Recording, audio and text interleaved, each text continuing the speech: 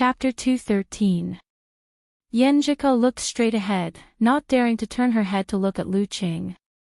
She randomly picked a jewelry store and rushed in, pretending to admire the jewelry, but her heart was beating fast.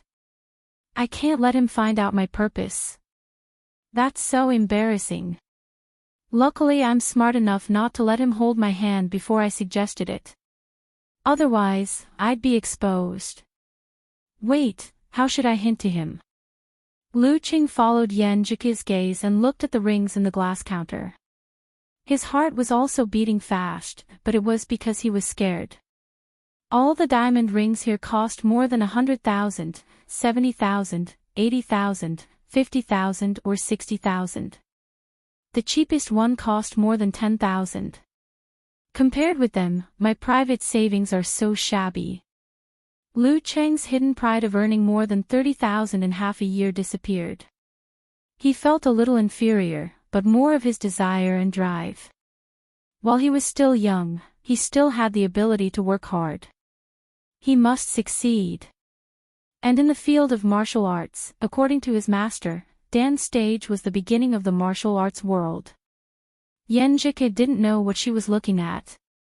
It took her dozens of seconds to come to her senses. She glanced at the jewelry inside, walked a few steps calmly, and switched to the platinum ring counter. She started to choose carefully. Seeing the prices here, Lu Qing felt like he was back in the world again. Following the girl's gaze, he pointed at a simple classic ring and asked, "Do you want to try it?" "Huh." So proactive. Yenjika was stunned and pretended to be normal. "Okay." She and Lu Qing both had good temperament. The shop assistant put on the gloves and asked with a smile, "Miss, what's your ring size?" "I haven't bought one before. Please measure it for me." Yenjika answered frankly and didn't feel embarrassed that she hadn't bought one before. Which kid would buy a ring for no reason? "Okay." The shop assistant turned around to look for the utensils. For Lu Qing, this was the highlight. His eyes were shining and his ears moved slightly. Yenjika looked at him and felt that Qing was a little strange. The middle finger is size 11. This ring is just right. The shop assistant looked at the data on the girl's left hand and said, "What about the ring finger?" Lu Qing couldn't help but interrupt. Yenjika's heart skipped a beat as she vaguely sensed her boyfriend's eagerness. She thought for a moment and connected the dots between the broadcasting bonus, the sudden shopping invitation, and the active suggestion of trying on the clothes. She came to an obvious conclusion. "Does Orange want to give me a ring?" The corners of her mouth curled up little by little. She couldn't hide her smile no matter how hard she tried. Her ink-black eyes flickered with a bright light. "The phoenix does not have a pair of wings, but our hearts are as one." This poem appeared in her mind, and her heart felt warm and sweet. "No, your ring is meaningful only if I give it to you." Yenjika guided him step by step and finally laid the prelude to her words. "Well, it's easy to lift something heavy, without a hint of smoke or fire." "That's true." Lu Qing happily held her hand. "Then let's go and choose a pair of rings." Speaking of this, he suddenly felt that the development of this matter seemed to have been arranged. "Who proposed to look at jewelry just now?" "It seems that I may have been tricked again." He held back his inexplicable smile and warmth and asked tentatively, Did you plan to take me to choose a ring from the beginning?" "What did you say?" "I don't understand." Yenjika's pretty face suddenly turned red. She turned her head to the side and answered firmly. She wanted to say no directly, but she didn't want to lie to Lu Qing. Why did Qing suddenly become so smart? Lu Qing stopped while he was ahead. Like a weasel who had stolen a chick, he pulled Yenjika back to the jewelry store with a smile. This time, they were looking at platinum rings. After some selection, Coach Yen made the final decision. They bought a pair of simple and classic rings. There were only 2 spiral lines on the rings that converged at the front, setting off the polished water droplets. Because of the different sizes, there were no fancy inlaid diamonds. The women's ring was cheaper, more than 1,100 yuan. After paying with his credit card, Lu Qing carried the bags and looked around, trying to find a quiet place where he could put the ring on Yanjika's finger. As for which finger to put the ring on, he had already checked. The middle finger of the left hand. Yanjika looked at him with a smile and pretended to be careless. There is a cafe on the 4th floor, really? Lu Qing asked subconsciously. Then he stopped doubting and sighed with emotion. You are so observant, I should have been enjoying the feeling of shopping with her, pain and happiness. Yanjika proudly raised her head. Of course, I am a famous detective. 4th floor, Yuanmu Coffee. They found a booth in a corner where there was no one around. This time, Lu Qing deliberately sat opposite Yanjika, opened the box of the women's ring, and solemnly picked up her left hand. Yanjika lightly bit her lips, blushed, with dimples on her cheeks. Her eyes were a little evasive, but she still firmly watched Lu Cheng's movements, watching him carefully put the ring on her middle finger. In an instant, she felt that the atmosphere around them had become very solemn and serious, not like a couple playing house. While slowly pushing the ring down, Lu Qing half-jokingly said from the bottom of his heart, I'm sorry. Put on this ring, and you are my wife. When he said the word wife, he had a heavy feeling that this would be the most sacred responsibility in his life. This ring is very ordinary, but I will give better and better ones in the future. Engagement rings, wedding rings, anniversary rings. Yanjika burst into laughter. She wanted to scold him for his wishful thinking, but when she opened her mouth, she didn't say anything. She looked at Lu Qing drunkenly as he completed the ceremony. Then, she opened the box of the men's ring, picked up the ring, and took Lu Cheng's left hand over. Her body slightly trembled as she helped him put it on his middle finger. Her eyes looked at the two shining rings, and she said shyly and brightly, Put on this ring, and you are my Qing. Her voice was weak at first, but gradually it became smooth, and she got used to it. She became bold and firm. Hearing this, Lu Cheng's heart surged with excitement and satisfaction. He wanted to hold his beloved girl in his arms and share his passion and feelings with her. But the cafe was not private enough, and there were many customers coming in and out. He could only control his mood and sit beside Yanjika, letting her lean on his chest, and stroking her smooth black hair. Yanjika quietly leaned on Lu Qing, listening to his warm heartbeat, feeling his overflowing love, and enjoying his silent gentleness. After a long time, she suddenly burst into laughter and said to herself, I thought of a word. What? Lu Qing asked with a smile. His voice was very soft because he didn't want to break the peaceful joy. Yanjika reached out to hold his arm and said with a smile, Guess. Lu Qing racked his brain and thought about his own feelings. He said with uncertainty, privately pledged to be married. Yes. Yanjika confirmed with a blush on her cheeks. They had a tacit understanding. Looking at her shy face, Lu Qing couldn't help but want to tease her. Ku, we have exchanged rings. Shouldn't we change the way we address each other? What should I call you? Yanjika asked innocently and blankly. Husband, wife, or something? Lu Qing said with a cheeky smile. Yanjika suddenly felt shy and annoyed. She reached out to punch his chest. You wish. After enjoying the endless time spent together in the cafe and happily eating a local dish recommended by Kai Zongming, the two of them held hands and walked through the old campus. They took the last school bus and returned to the new campus that had yet to quiet down in the night. When she got off the bus, Yanjika suddenly took a deep breath. What's wrong? Lu Qing was sensitive and focused on the girl. How could he not notice the abnormality? Yanjika pursed her lips and turned her head. She answered shyly, My legs are a little sore. After practicing martial arts for the whole morning and shopping for the whole afternoon, it was inevitable that her legs and feet were sore. Lu Qing immediately said, "Do you want to find a place to sit and let me give you a massage?" She wasn't tired at all. Even her tired spirit was completely uplifted by the exchange of rings. Yenjika rolled her eyes at him and said with anger and amusement, "I'm wearing a dress, idiot." No matter what position she used to massage the legs and feet, it would be very embarrassing. Lu Qing patted his head and secretly sighed that he was not meticulous enough in some details. So he suggested, "Then let's find a chair to sit and rest for a while." Because it was the last school bus, the surroundings became quite quiet as the bus left. Although there were still people coming and going, there weren't many of them. Yenjika nodded and followed Lu Qing to a bench. She took out a tissue from her bag and asked Lu Qing to wipe the back of the bench. After sitting down, she bent down and rubbed her calves. Her eyes twinkled and she smiled with curiosity and shyness. "Qing, I thought you would suggest a walk by the lake."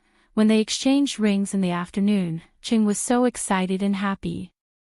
She always felt that he was suppressing his passion and wanted to release it. Who knew he would hold it back? Since they communicated on the 1st of May, Lu Qing didn't kiss her passionately every time they walked. However, the environment by the lake was so good, the atmosphere was so suitable, and they were in the stage of love. So for Yenjika, on this special day when they exchanged rings, a walk by the lake was like a request for intimacy. Lu Qing put his arm around the girl's shoulder and pulled her closer to him. He tilted his head and stared into her eyes. He smiled and said seriously, "If I were to suggest going to the lake now, I would feel that the exchange of rings was just to trick you into being intimate with me. But to me, it's actually a very solemn and sacred thing. It's my promise and expectation. It's not an excuse to trick you into being intimate with me. I want to prove to you that you are the most important person in my heart. I only want to be intimate with you because I like you. That's why I'm so excited and thirsty, and not the other way around. I want to prove to you that I'm a man of my words and can control myself." This was an impulse blurting out, but also a burst of accumulated thoughts in his heart. Yenjika's beautiful black eyes were covered with a thin layer of mist. She bit her pink lips with her white teeth and scolded him with joy and tenderness, "You're getting more and more mushy. You can even say such romantic words that are close to the dialogue of a TV series." "But why do I like it a little, more than a little?" Lu Qing could hear the girl's true tone. He smiled and said, "Anyway, I don't want our special day to be mixed with desire." Of course, there was passion and impulse in the afternoon, but he restrained himself. Speaking of this, he added with a smile, "In fact, I also like our relationship like this." "I like it too." Yenjika leaned her face on Lu Cheng's shoulder with a peaceful and beautiful smile. After a short snuggle that didn't need to be spoken, she kept whispering, half teasing, half confused. What if I invite you to take a walk by the lake tomorrow night?" Lu Cheng's heartbeat suddenly sped up. He also heard the girl's rapid heartbeat from their clasped palms. His mouth was dry and full of expectation. "Then I'll definitely be happy." Yenjika's lips parted and she took 2 quick breaths to calm down the heat on her cheeks. She smiled and said, "I'm just saying if. I just wanted to tease Qing. But why do I feel like I'm possessed by a ghost after saying it?" But Cheng's reaction is really funny. Lu Qing shook his head with a smile. He rubbed the girl's hair and deliberately said fiercely, "Be careful or I'll be beastly." "I believe you." Yenjika sat up straight and smiled sweetly. Her eyes were pure and innocent. After that, she jumped up with her hands behind her back and said, "Let's go back to the dormitory. Today is really a happy day." In the shadow of the 3rd dormitory, Lu Qing held the girl's hands and was reluctant to part with her. "See you tomorrow." Yenjika resisted the urge to stick to him and said cheerfully. Lu Qing looked at the ring on her left hand and then at his own ring. Seeing that they were a pair, he suddenly had an impulse and pulled the girl back and hugged her tightly. "This is my wife, what's wrong?" Yenjika felt Lu Chang's excitement. She blinked and asked in confusion. Lu Chang said half jokingly and half sincerely, I just saw the pair of rings on our hands and suddenly wanted to call you my wife. When he said this, he suddenly felt a little shy. But I don't think I'm qualified enough to accept this title. I don't have enough ability to make your life better, so I held back. You're so mushy. Yenjika hit him lightly. After dozens of seconds of silence, she changed her mind and held back her laughter. She left Lu Chang's arms and said like a water lotus, How about I call you that? Really? Lu Chang was pleasantly surprised. My words just now moved Ku so much. So much so that she could muster up the courage to call me that. Really? Yenjika said with a serious expression. Okay. Lu Chang nodded hard and answered without pausing for fear that the girl would change her mind. Yenjika took 2 steps towards the door of the dormitory, then turned around and looked at Lu Chang shyly. She opened her pink lips and said in a low voice, Wife. Ha ha ha. After that, she left Lu Chang in a daze and ran into the dormitory with a series of cheerful laughter. Her long hair fluttered in the wind. She laughed so hard that tears almost came out. Today is really a happy day. Wife. I've been tricked again. Lu Chang wanted to be angry, but he couldn't stop smiling. He went back to the dormitory with all the bags. He looked through the bills and found that Yenjika had bought 7,000 or 8,000 yuan worth of shoes, clothes, and pants for herself, not including the rings. She didn't buy a lot, but the price was relatively high. And Ku seemed to think that these clothes and pants were not good enough. Lu Chang was not a fool. He could feel that Yenjika didn't care about her own money and wasn't sensitive about it. In other words, she didn't worry about money. Thinking about the aura of Empress Dowager and the martial arts of her grandfather, many things could be understood without saying. Putting down the bags, Lu Chang replied to Yenjika's message and sighed softly. If he wanted to marry this wife and not let her be wronged, he had to work harder. If it was in the past, he would definitely feel inferior. But now, after so many hardships, he felt that he had the confidence to fight for it. As long as they could get along well, everything else would not be a problem. If he couldn't be a rich second generation, then he would be a rich first generation. The next morning, by the Weishui Lake, Lu Chang, who was brimming with fighting spirit, restrained his temper and carried out his daily training until he finished most of his homework. Then he began to think about how to use the Jin Dan to complete the opposition and unification of the 2 visualization methods. He concealed his spirit in qi, suppressed the distracting thoughts, and lowered his spirit little by little towards the Jin Dan in his lower abdomen. Before this, he had already thought about how ice and fire were opposed and unified. He was an excellent student who had gone through junior high and senior high school physics education. In the 2 semesters compulsory courses, there were also college physics and university physics, so he had long developed this kind of thinking pattern and was used to using it to analyze things in nature. Therefore, from a similar point of view, ice and fire were only different on the surface. In fact, they were different states of matter under different temperatures, different pressures, and different environments. Thinking about it to the limit, when it reached ultra-low temperature or ultra-high temperature, ice and fire could be replaced by condensed state and plasma state. The same matter with different microstructures, the same thing with different sides, unified and opposed. Lu Chang had not studied the knowledge of these 2 aspects in depth, so he could barely grasp this point. Slowly immersing his spirit, he enlarged the scene inside the Jin Dan in his field of vision, bit by bit.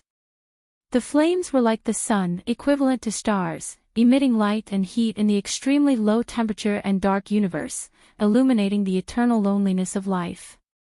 Ice crystals surrounded them. They were unusually cold and merciless.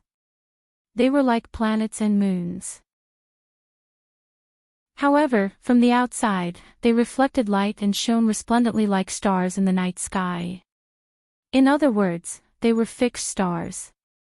This isn't right. Lu Qing felt that this was against his understanding and observation of astronomical phenomena. He boldly made a change and no longer regarded the ice crystals as stars or planets. Instead, he regarded them as a symbol of the cold and dark universe. They represented the vast starry sky, not specific stars. His perception changed, and what he saw shook. The starry sky and nebula of the Jindan suddenly enlarged to the extreme. In the dark and cold boundless void, dust and matter kept accumulating and pulling each other. Finally, it reached the limit of gravity, violently collapsing and changing, igniting flames and giving birth to stars. Lu Cheng's initial understanding of the unity of ice and fire was under the microscopic structure, but this was on an astronomical scale. Extremely small and extremely large were also opposites and unified. And this was different from the image of Longhu immortal. As soon as the image appeared, Lu Cheng's spirit was quickly drained. He had to withdraw and stop the visualization. He always felt that Longhu immortal had made a mistake when dealing with the starry sky image of the Jindan, treating the flames as the sun and the ice crystals as stars. His success in the end seemed to be a bit of a fluke. For a moment, he suddenly understood why Peng Liyun took the college entrance examination, why he went to college, and why he chose the physics department of Shanghai University. In ancient times, martial artists did not have tools, nor did they have practical theories. They could only rely on themselves to understand nature, accumulating knowledge bit by bit and passing it down from generation to generation. But in today's society, people had a more realistic understanding of matter and the universe. It was a waste not to use them for martial arts. Geezer Shi stood aside with relaxed mind and body. He found that his disciple was not practicing severe warning, but was inexplicably in a daze, so he asked casually, "What are you doing?" Lu Qing was too embarrassed to say his thoughts before because he was afraid of being laughed at by his master. Now that he was asked, he honestly said, "Master, I was thinking that since Longhu Immortal's ice and fire can be balanced and unified, why can't I mix the two visualization methods of Thunder Roar Zen and Frost Force together?" Geezer Shi was stunned at first, then he convulsed with laughter. "Not bad, not bad. You have more ideas than I did when I was young. Give it a try, you can't go wrong. Only by giving it a try could one know what was whimsical, what was right, what was not enough, and what was a real idea that could be implemented." Lu Qing blushed and felt a little embarrassed, but he also received his master's encouragement and began to calm down and think about the similarities between Thundercloud and Ice Seal. Chapter 2:14. On Sunday morning, beside Weishui Lake, Lu Qing stood with his legs apart and his eyes closed. His body seemed to be moving up and down along with the water. The wind around him was very light, mixed with the coolness and dampness of the rainstorm in the middle of the night. Everything seemed so peaceful and quiet. At this moment, Lu Qing put his left foot inward, bounced his back, and punched out his right fist like a club. Bang! He punched the air, and the quiet wind suddenly exploded and whimpered, rippling out in circles. Compared to before, they were stained with a bone-piercing chill, condensing a sparkling light, covering the wet ground within a 1-meter radius with a thin layer of silver frost. The further away it was, the less traces there were. This dreamy scene that violated the season paused for 3 seconds before disappearing. Lu Qing opened his eyes and saw it, but he couldn't believe it. Was this the power of his mutated version of severe warning? Although he could only punch once without deep sleep, but even an 8th pin Dan stage fighter couldn't take a punch, right? After nearly a week of hard work, continuous improvement, and difficult copying, he finally completed the fusion of Thundercloud and Ice Seal, which could be considered as a new visualization method of falling sun, ice and thunder. And the changes of the corresponding muscles, fascia, and internal organs of his body had also been tempered into the beginner's door. In other words, his simplified version of severe warning of physical invulnerability was basically mastered, but the biggest problem was that he wasn't skilled enough and flexible enough. It's 2 beats slower than frost force, but as long as I can seize the opportunity to hit Zhou Jingquan, things will be simple. Lu Qing thought happily.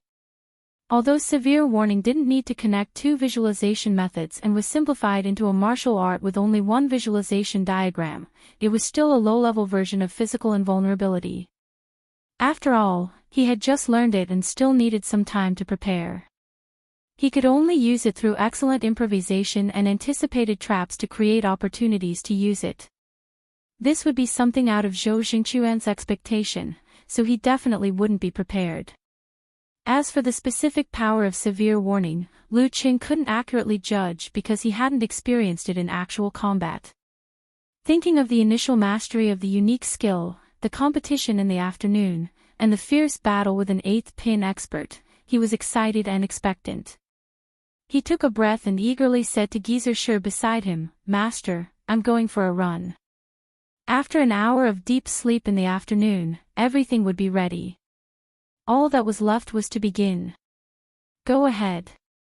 Geyser waved his hand impatiently. After Lu Qing had left in high spirits, he sighed with a smile and shook his head. So young, at around 2:00 in the afternoon, Yenjika packed up her things and changed into a white martial arts suit with black edges. She was a little nervous and excited at the same time.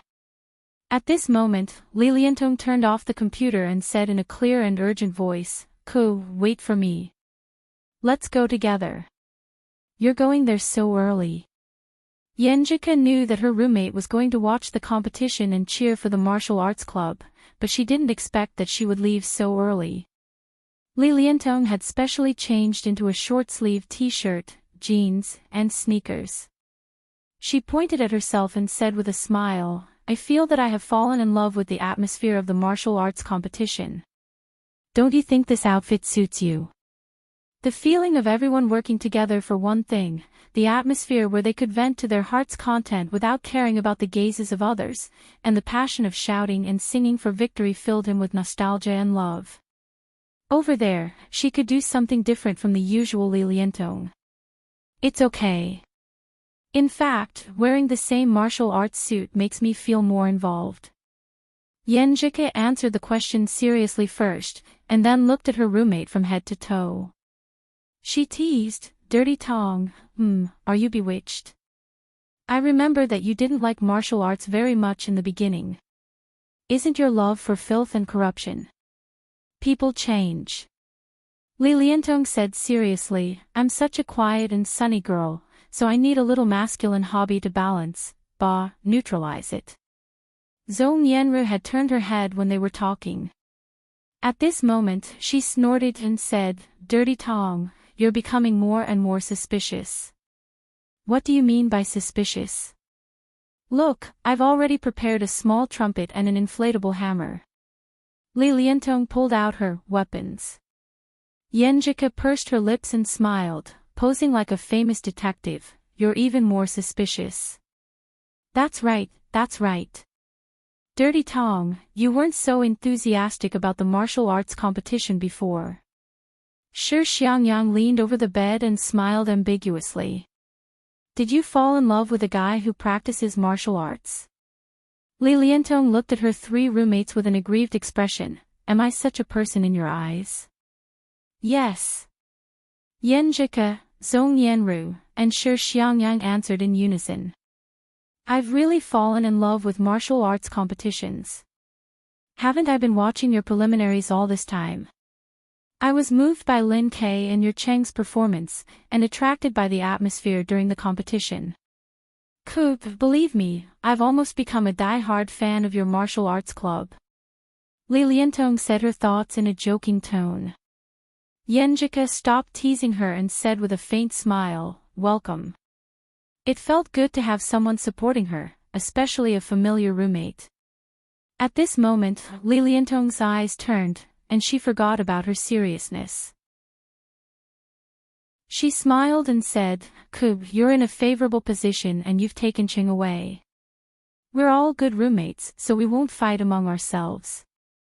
So, does Lin K have a girlfriend? Wow. I knew you were up to no good. Zhong Yanru laughed out loud. Shi Xiangyang also rubbed her cheeks and said, I was saying that the dirty tongue just now was so unfamiliar. This is your real face. Favorable position. It always feels weird when it comes out of dirty tongue's mouth. Fortunately, they don't know that Lin K is my brother. Yenjike thought and smiled. Dirty tongue, don't think about it. Lin K's character is not suitable for ordinary people. Speaking of this, she suddenly sighed. As a sister, who wouldn't want her brother to be happier and happier? But, Li Liantong didn't care. She raised the inflatable hammer and said, Do I look like an ordinary person? After joking around, she called out to Zhong Yanru and Shi Xiangyang seriously, Ru, Cabbage, let's go together. Let's cheer for the martial arts club. In the female dormitory of the Academy of Arts, Wu Qian finished her makeup and asked her roommates, Is anyone going to watch the competition? I still have something to do. I don't want to get out of bed, so I won't watch you guys show off your affection.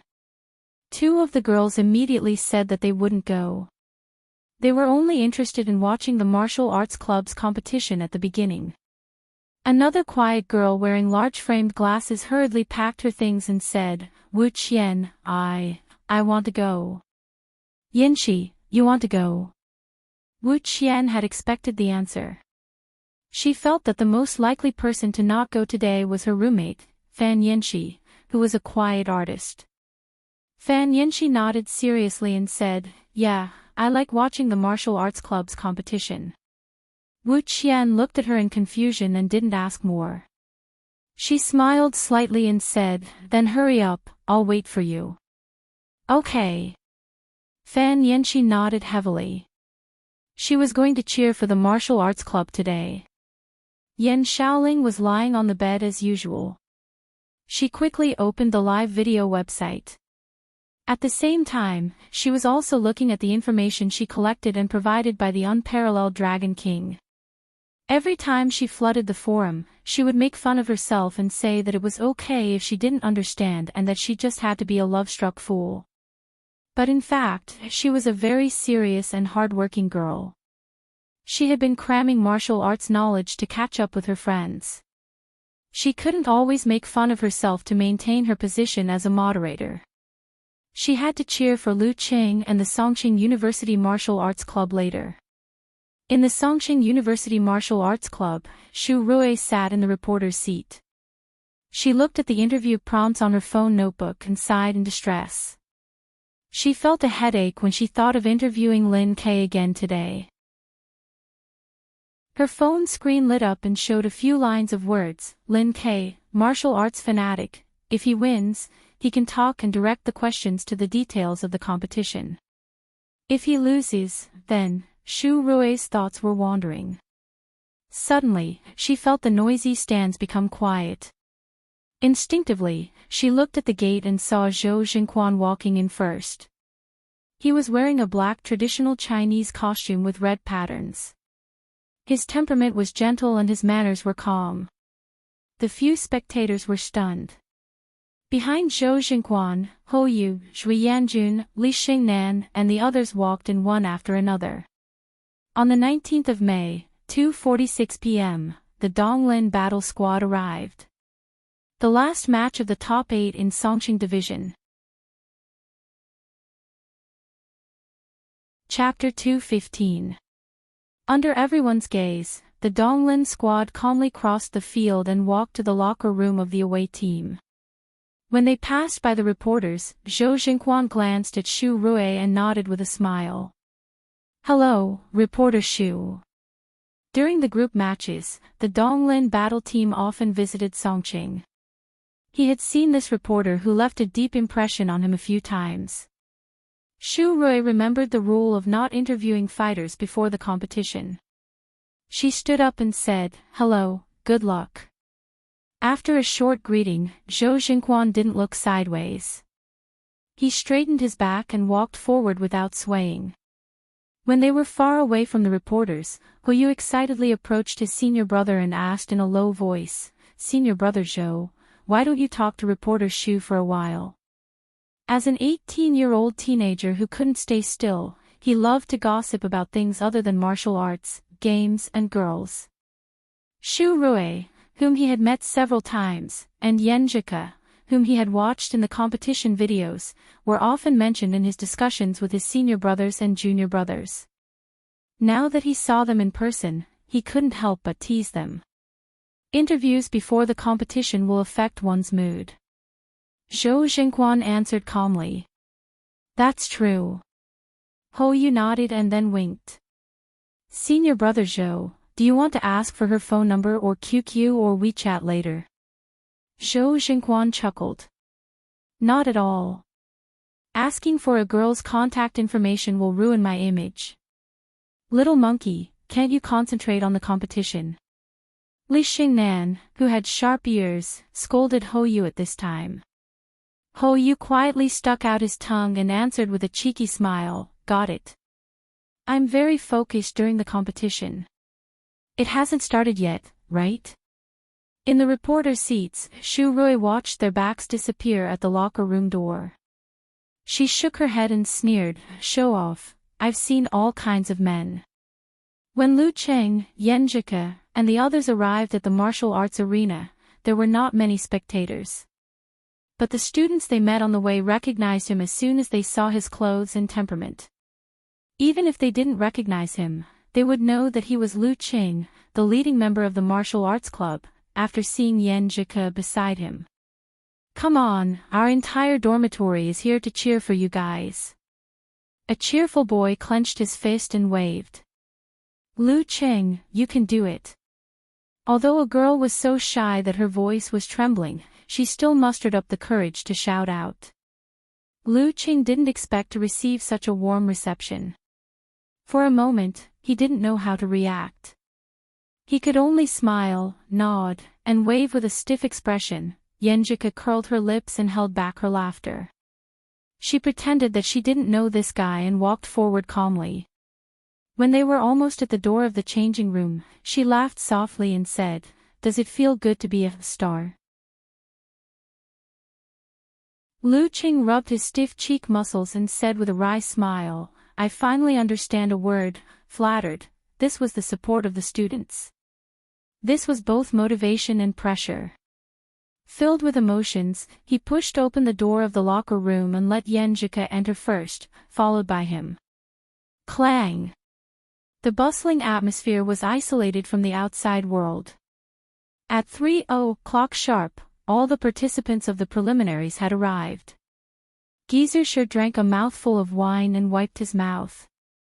He looked around and said with a smile, "Little Yen, this time you'll be the one to say the words." "Me again." Yenjika was both angry and amused. "Who was the coach?" "Smack the table." Hearing their conversation, everyone, including Lu Cheng, couldn't help but laugh out loud. The tension that had been brewing before the match suddenly dissipated a lot. Even Lin Kei showed his emotions at that moment in a small arc that ordinary people couldn't detect. Yenjika rolled her eyes at her boyfriend and pursed her lips. Based on Wenqing School's previous behavior and the fact that they won the first round, we can believe that they will adopt a safe strategy. They won't ask for credit, but they won't make any mistakes. Humph, I'll say it. Anyway, I've often discussed this with Ching before. As for the specific in-depth analysis of thinking, she didn't describe it, so as not to confuse everyone. That is to say, they will still let Zhou Jingquan fight second instead of taking the risk of sending an 8th pin Dan stage fighter first or last. If Zhou Jingquan is the first to enter the arena, it's very likely that the situation with Fearless Squad will repeat itself if he encounters Lin Kei and Lu Cheng in that order. He will be defeated by Lu Cheng, who has insane stamina. If he is the last to enter the arena, he will be worried that we will use Lu Cheng as the vanguard. The premise of all this was that they didn't know that Ching could also be tired. And judging from the details of the last match and the feedback afterwards, no one except for herself had realized this. Isn't it the same as when they fight first? Sun Jian raised his hand and asked. Yenjika shook her head like a coach. More or less the same, but the details will be adjusted. I think they will put Hou Yu last. Why? Li Mao and Guiqing asked in unison. Wenqing School knows that Hou Yu's supernatural ability can't be hidden from us, so they can't let him be a surprise attack. His fighting style and fighting style are very suitable for last. Think about it. If Lu Qing and Lin Ke were in the same order, as long as Zhou Xinquan didn't have a big problem, Lin Ke, who was facing Hou Yu, would definitely consume a lot of energy and show a decrease in strength, even if it wouldn't be as tiring as the last round. Then he would be restrained by the opponent who is good at monkey form. Moreover, his supernatural ability is special. Even if he takes precautions and raises his vigilance, he will still be easily affected when his body functions decline. If we let Lin Ke fight first, no matter if his opponent is Shui Yanjun or Li Xingnan, he will consume a lot of energy and reduce the pressure on Zhou Xinquan. At that time, under the full power of the Dan stage, even if he can't defeat Lu Qing, there is a high chance that he will be injured. The fly fall punch's waterfall is somewhat similar to tremor punch. Lu Qing's physical strength is abnormal, but it doesn't mean he is invincible. Once he is affected, it will be very difficult for him to face Hou Yu who is jumping around. Sun Jian understood Yan Jike's meaning and thought it was very reasonable. But another question arose. Since Hou Yu is so suitable for the last match, why didn't the Donglin squad arrange him like this before? First, to use his supernatural ability as a surprise attack. Second, Hou Yu's fighting style is very taxing on his body. We only mentioned Lu Qing and Lin Ke before, but we didn't mention you, Senior Sun Jian. Yenjika smiled slightly. When Hou Yu defeats them, he will consume a lot of energy. He may not be able to beat you, and may lose 2, 3. So, they fought for victory in the last match, and this match is for stability. After saying that, she glanced around and remembered that she was shy. She blushed slightly and said, I'm done analyzing. The order of the martial arts club's appearance must be arranged by Coach Shi. Next to her, Lu Qing took the opportunity to consider the pros and cons of his appearance first or later. If he appeared first, he would encounter Zhou Xinquan in his best condition. With his experience and strength, he might not find a chance to use severe warning. It could only be said that without the consumption of Hou Yu's supernatural ability, he would definitely perform better than he did in the Donglin squad, and there was hope that he could force out his opponent's continuous outbursts. If he fought later, Zhou Xinquan would be weakened in all aspects after the fierce battle with Lin Ke, and Meng Qi was quite confident that he would be able to create an opportunity to use severe warning. However, the problem was that severe warning was currently a great burden to him. After defeating Zhou Xinquan, he still had to continue fighting Hou Yu. Therefore, unlike when he fought first, he didn't need to consider a way to retreat, didn't need to be overcautious, and didn't need to hold back. He could go all out to fight Zhou Xinquan and find a good opportunity to use severe warning. Comparing the two, it was better for him to appear first. While his thoughts were running wild, Lu Qing didn't make the most beneficial choice for himself because he had considered another problem. This match had to be won by 3, one to have a chance to make a comeback. In other words, the one who appeared later couldn't lose. If he couldn't afford to lose, he would have to bear the pressure of winning. If he lost, considering Lin Ke's self-esteem and desire to win, and the fact that he could say, sorry, in the last match, it would be a great blow to him and make him full of guilt.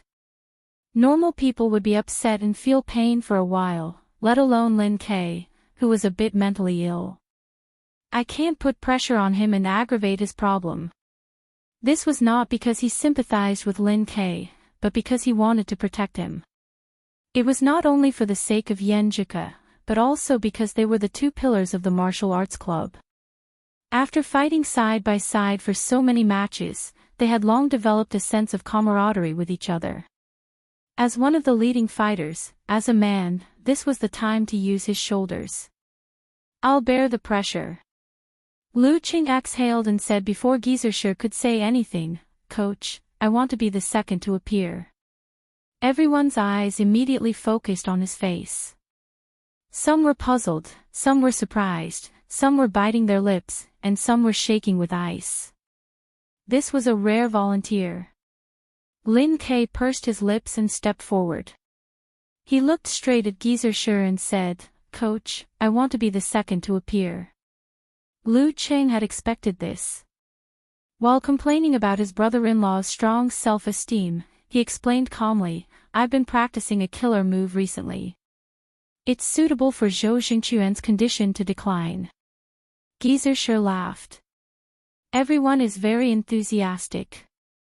I know that Lu Qing has mastered a killer move. He'll be the second to appear." Lin Ke tilted his head, took a deep look at Lu Qing, and nodded his head ever so slightly. He didn't say anything else and retreated to the corner. "The order is Lin Ke, Lu Qing, and Sun Jian. Let's make the final adjustments quickly," Gizershur said casually. Yenjika was so smart that she had already guessed her boyfriend's thoughts. She pulled him to another corner, showed her dimples, and said in a low voice, "Thank you. Do we still need to say thank you between us?" Lu Qing made a joke that could evoke memories. Yenjika rolled her eyes and said with a smile in her eyes, "I'm saying it for my brother. Your brother doesn't need to say thank you, unless he doesn't treat me as his teammate."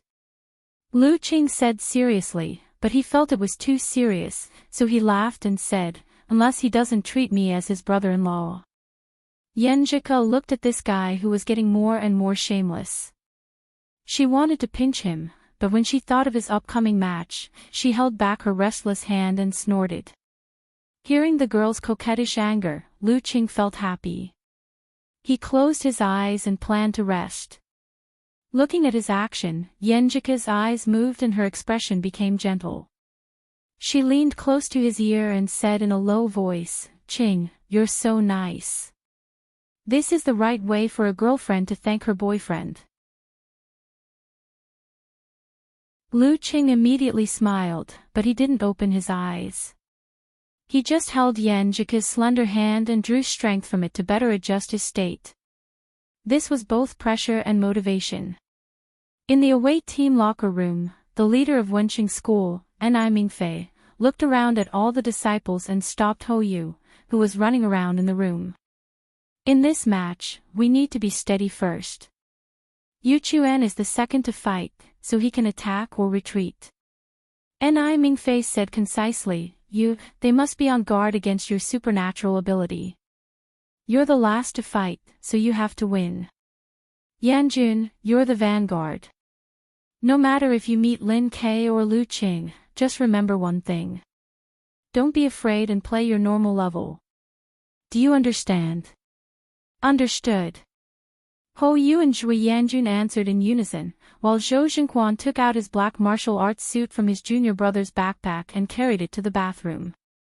At 3:27, in the live broadcast room of Songqing TV station, Fang Juexiao suddenly felt refreshed and said to the guest beside him, "Gonle, they're coming out, both sides are coming out." In the background of the broadcast, the sound of small loudspeakers was heard all over the stadium. According to the list and order of appearance they had just received, the first match was clear, Lin Ke versus Shui Yanjun. Chapter 2:16. In the stands, Li Liantong was still a little reserved and restrained. However, when she saw Lu Qing, Lin Ke, and the others walking out of the home team's locker room one after another and heard the sound of the loudspeakers around her, the passion hidden in the depths of her heart was ignited. She raised her hands high, waved them back and forth, and shouted rhythmically with the audience nearby, "Songqing University, Songqing University. Songqing University, go for it." Zhong Yanru and Shi Xiangyang saw their roommate's selfless performance and were stunned for a moment. They couldn't believe that this was the dirty Tong they knew. Whether she was quiet on the outside or dirty on the inside, she was very different from her current self. However, when the announcer started to read the names of the main force and substitutes of Songqing University Martial Arts Club, Li Liantong and the other audience members responded in an echo-like manner. They also felt that something was stirring in their hearts, and they were eager to vent something. They wanted to be part of this crazy but intoxicating atmosphere. Unconsciously, they also shouted. Because of their different personalities and habits, they were not as crazy as Li Liantong and still retained some reserve. But they also turned their voices into drops of water in the waves. Lin Kai, Lu Cheng, Wu Qian and Zhang Jingye followed Kai Zhongming and the others and shouted. Fan Yanxi held the loudspeaker and blew to her heart's content. Under her quiet appearance was a red face and passionate eyes. In such a tsunami of shouts, the referee stepped into the arena. He looked at both sides and made the final confirmation. He took a breath and let his voice penetrate the noise without the help of the loudspeaker, resounding in every corner of the stadium. Songqing University Martial Arts Club vs Donglin Squad in the quarterfinals of Songqing Division. Round 1, Lin Kai vs Shui Yanjun. Lin Kai suddenly stood up. He didn't directly walk to the arena. Instead, he walked past Li Mao and Yan Zhike and came in front of Lu Qing, stretching out his right hand. Lu Qing was stunned at first, then he smiled and reached out his hand to Lin Kai for a high five. Go for it. Lin Kai nodded slightly, turned around, and stepped into the arena. Shui Yanjun was already standing there, as straight as a tree. She closed her eyes and rejoiced that she was still in the world of martial arts and could still step into the arena. The enemy on the other side was not easy to deal with. Last time, when he was exhausted, he had given himself a fright. Now that they had met again, he believed that everyone was certain that he would win. It was just a matter of how much energy he had expended. But I don't think so. I've also trained step by step to become a strong professional ninth pin fighter. There's a gap between me and a Dan stage fighter, but it's not so big that I can't make up for it. Just because there's little hope doesn't mean there's none. This wasn't Shui Yanjun being blindly arrogant. Rather, she believed that when encountering a strong enemy, holding on to the idea of going all out was a better way to accomplish the predetermined goal than having the mentality of seeking stability and attrition. Even if he wanted to settle for the next best thing, there had to be room for retreat. If he didn't use winning as his motivation, how could he take a step back and seek to wear down his opponent? Just as Shui Yanjun was about to sort out her thoughts, the referee raised his right hand and solemnly said, 3 minutes. Shui Yanjun knew that Lin Kai was a taciturn person who wouldn't even fart after being hit with a stick. She didn't want to waste her breath, so she simply closed her eyes and considered her thoughts for the last time. In the live broadcast room of Songqing TV station, Fang Juexiao chuckled. With Lin Kai as the representative, Songqing University Martial Arts Club doesn't seem to have any martial artists who are good at talking. It's hard to interpret the interesting verbal battle in the broadcast. A large part of the reason why he was able to become the host of Songqing TV station's martial arts competition step by step was that he was multi-talented and could even read lips. Ganlu smiled and shook his head. Don't you see what kind of background they have? If they were good at cursing, they would have been dealt with by the school. They're college students, so their quality is definitely higher. Old Gon, you've been out of the normal society for too long. If you have time, you should go online more often. Nowadays, some college students are better at cursing than you. And I only said they're good at talking, not cursing. Debate is also one of them. Fang Juexiao tried to liven up the atmosphere while Lin Kai and Shui Yanjun were stunned. As for the analysis of the outcome of this match, they had already discussed it before. Their views were quite consistent. Both sides had a chance, and it all depended on how they performed on the spot.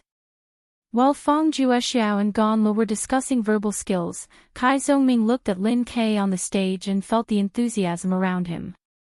Once again, he yearned for it. If I were standing there, I would definitely be as handsome as him. I wouldn't waste these 3 minutes. On the stage, the referee looked at the electronic clock and silently counted a few times. Once again, he raised his right hand and shouted in a clear voice, "Begin." The sound of the announcement still echoed. Suddenly, a series of thunderous sounds came from Lin Kai's body. It was like the buzz of a motorcycle rushing out, or the exhaust of a car before it started. It made Zhui Yanjun suddenly think of a sentence recorded in the secret book of Fly Fall Punch: "The wind is blowing before the storm. The wind is blowing before the storm." This was a sign that Lin Kai's muscles, bones, fascia, and internal organs were accumulating strength. This was a sign that he had broken through the limits of his physique refining. This indicated that he was only 20 or 30 days away from the dance stage. As the sound echoed, Lin Kai suddenly rushed out like a meteor. In an instant, he closed the distance of more than 6 meters between the two. His momentum was fierce, and his power was astonishing. Although Zhui Yanjun had the idea of gambling on the outcome of the match and wanted to attack from the start, she still didn't dare to fight head-on with Lin Kai, whose momentum had climbed to the peak in an instant. However, she also couldn't retreat. In this kind of confrontation, if she dodged, her opponent's momentum would be like a rainbow. He would continuously press forward and put her at a complete disadvantage. If she wanted to turn the situation around, she would have to gamble according to the plan. It would take twice the effort for half the effort. As her thoughts turned, she, who had rich experience in the arena, slid to the left.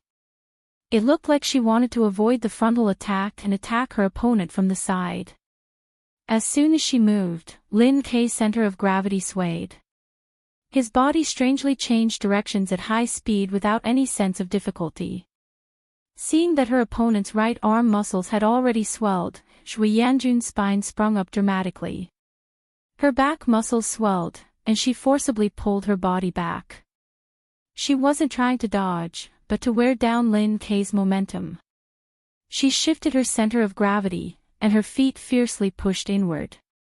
Her right hand, which had been pressed diagonally to the left side of her waist, pulled out with the sound of breaking bricks. It was as if a sword had rushed out of its box and turned into a waterfall. It illuminated the entire room, and its edge was enough to kill. Black water sword technique, sword drawing breaks water. This move was created by the founder of Wenqing School after comprehending the secret art of the water sect. He traveled to Japan at that time to challenge the masters of the way of the sword. He combined the local sword drawing technique with his own swordsmanship, taking the strengths of both and discarding the weaknesses of both. Zhui Yanjun used a special technique to turn her waist and back. Driving her right arm, she quickly, fiercely chopped her palm blade from the bottom to the top toward Lin Kai's side. It was a bit earth-shattering. "I didn't come here to wear you out, but to win. I will use all my strength and not hold anything back." Lin Kai's body suddenly stopped. He withdrew his momentum and then released it. His left hand clenched into a fist and exploded the air with the force of a hammer. He fiercely hit Zhui Yanjun's long sword within a very small range. Bam! Lin Kai's left arm involuntarily bounced away from the force of sword drawing breaks water. Zhui Yanjun's body swayed and her right hand followed. At that moment, she stepped back, not to dissipate the force, but to borrow it. With a crack, she fiercely pounced forward. Straightening her back, she raised her left arm high. Splitting Huashan Mountain alone. She knew that Lin Kai's tremor punch was different from Lu Chang's. It was faster and faster, so she couldn't give him the slightest gap. In the previous exchange, Lin Kai had borrowed a bit of force from the yin-yang twist. Following the rebound of his left arm, he had already turned his body. At that moment, his right hand went up and firmly blocked the chop. Bam! Shui Yanjun's palm blade had just chopped Lin Kei's arm when her arm muscles strangely swelled and pushed up her martial arts suit. She had completed the long-awaited double force. Using this force, her left palm was like a blade. She was going to cut down and use the yin force to severely injure the muscles, fascia, and blood vessels under Lin Kei's skin. This way, he would need at least a month to recover. Blackwater Sword Technique's killing move, Yin-Yang Double Wave. The chop was yang, and the cut was yin. The yang force injured the bones, and the yin force attacked the flesh. At this critical moment, Lin Kei's face suddenly flushed red. His temples suddenly swelled, and the muscles of his right arm followed suit. Bursting with strength, he counteracted Shui Yanjun's yin force. The veins on the back of his hand bulged, as if they had doubled in size. After the swelling, Lin Kei first pulled his arm back and then bounced out, shaking off Shui Yanjun's palm blade. Then he put strength in his waist and back, pouncing forward and switching from defense to offense. Shui Yanjun didn't have time to adjust herself, so she could only continuously retreat. She saw Lin Kei coming closer and closer. His temples were swollen, and his left arm was about to deliver a fierce punch. She clenched her teeth and imitated Hou. When Lin Kei swung his fist, she suddenly squatted down and put her left hand behind her back. At that moment, Lin Kei's body trembled. His left fist suddenly swung back, and using his back as a fulcrum, he bounced out with his right leg. Bam! His right foot was taut, and his kick split the air. Shui Yanjun hurriedly raised her left hand to her side, blocking Lin Kei's kick while her center of gravity was unstable. Bam! Her body swayed, but she didn't control it. She pushed the boat along the current to the right. Lin Kei's qi and blood all over his body abruptly shrank into a ball, and then suddenly erupted. Boom! His strength surging, Lin Kei crushed the black bricks under his feet and pounced forward. He rushed to Shui Yanjun's side before she could regain her balance. His temples swelled, and he quickly swung his arm, blasting out a meteor energy. Shui Yanjun didn't have time to dodge. She took a short breath and barely managed to raise her arms to block in front of her. Bam!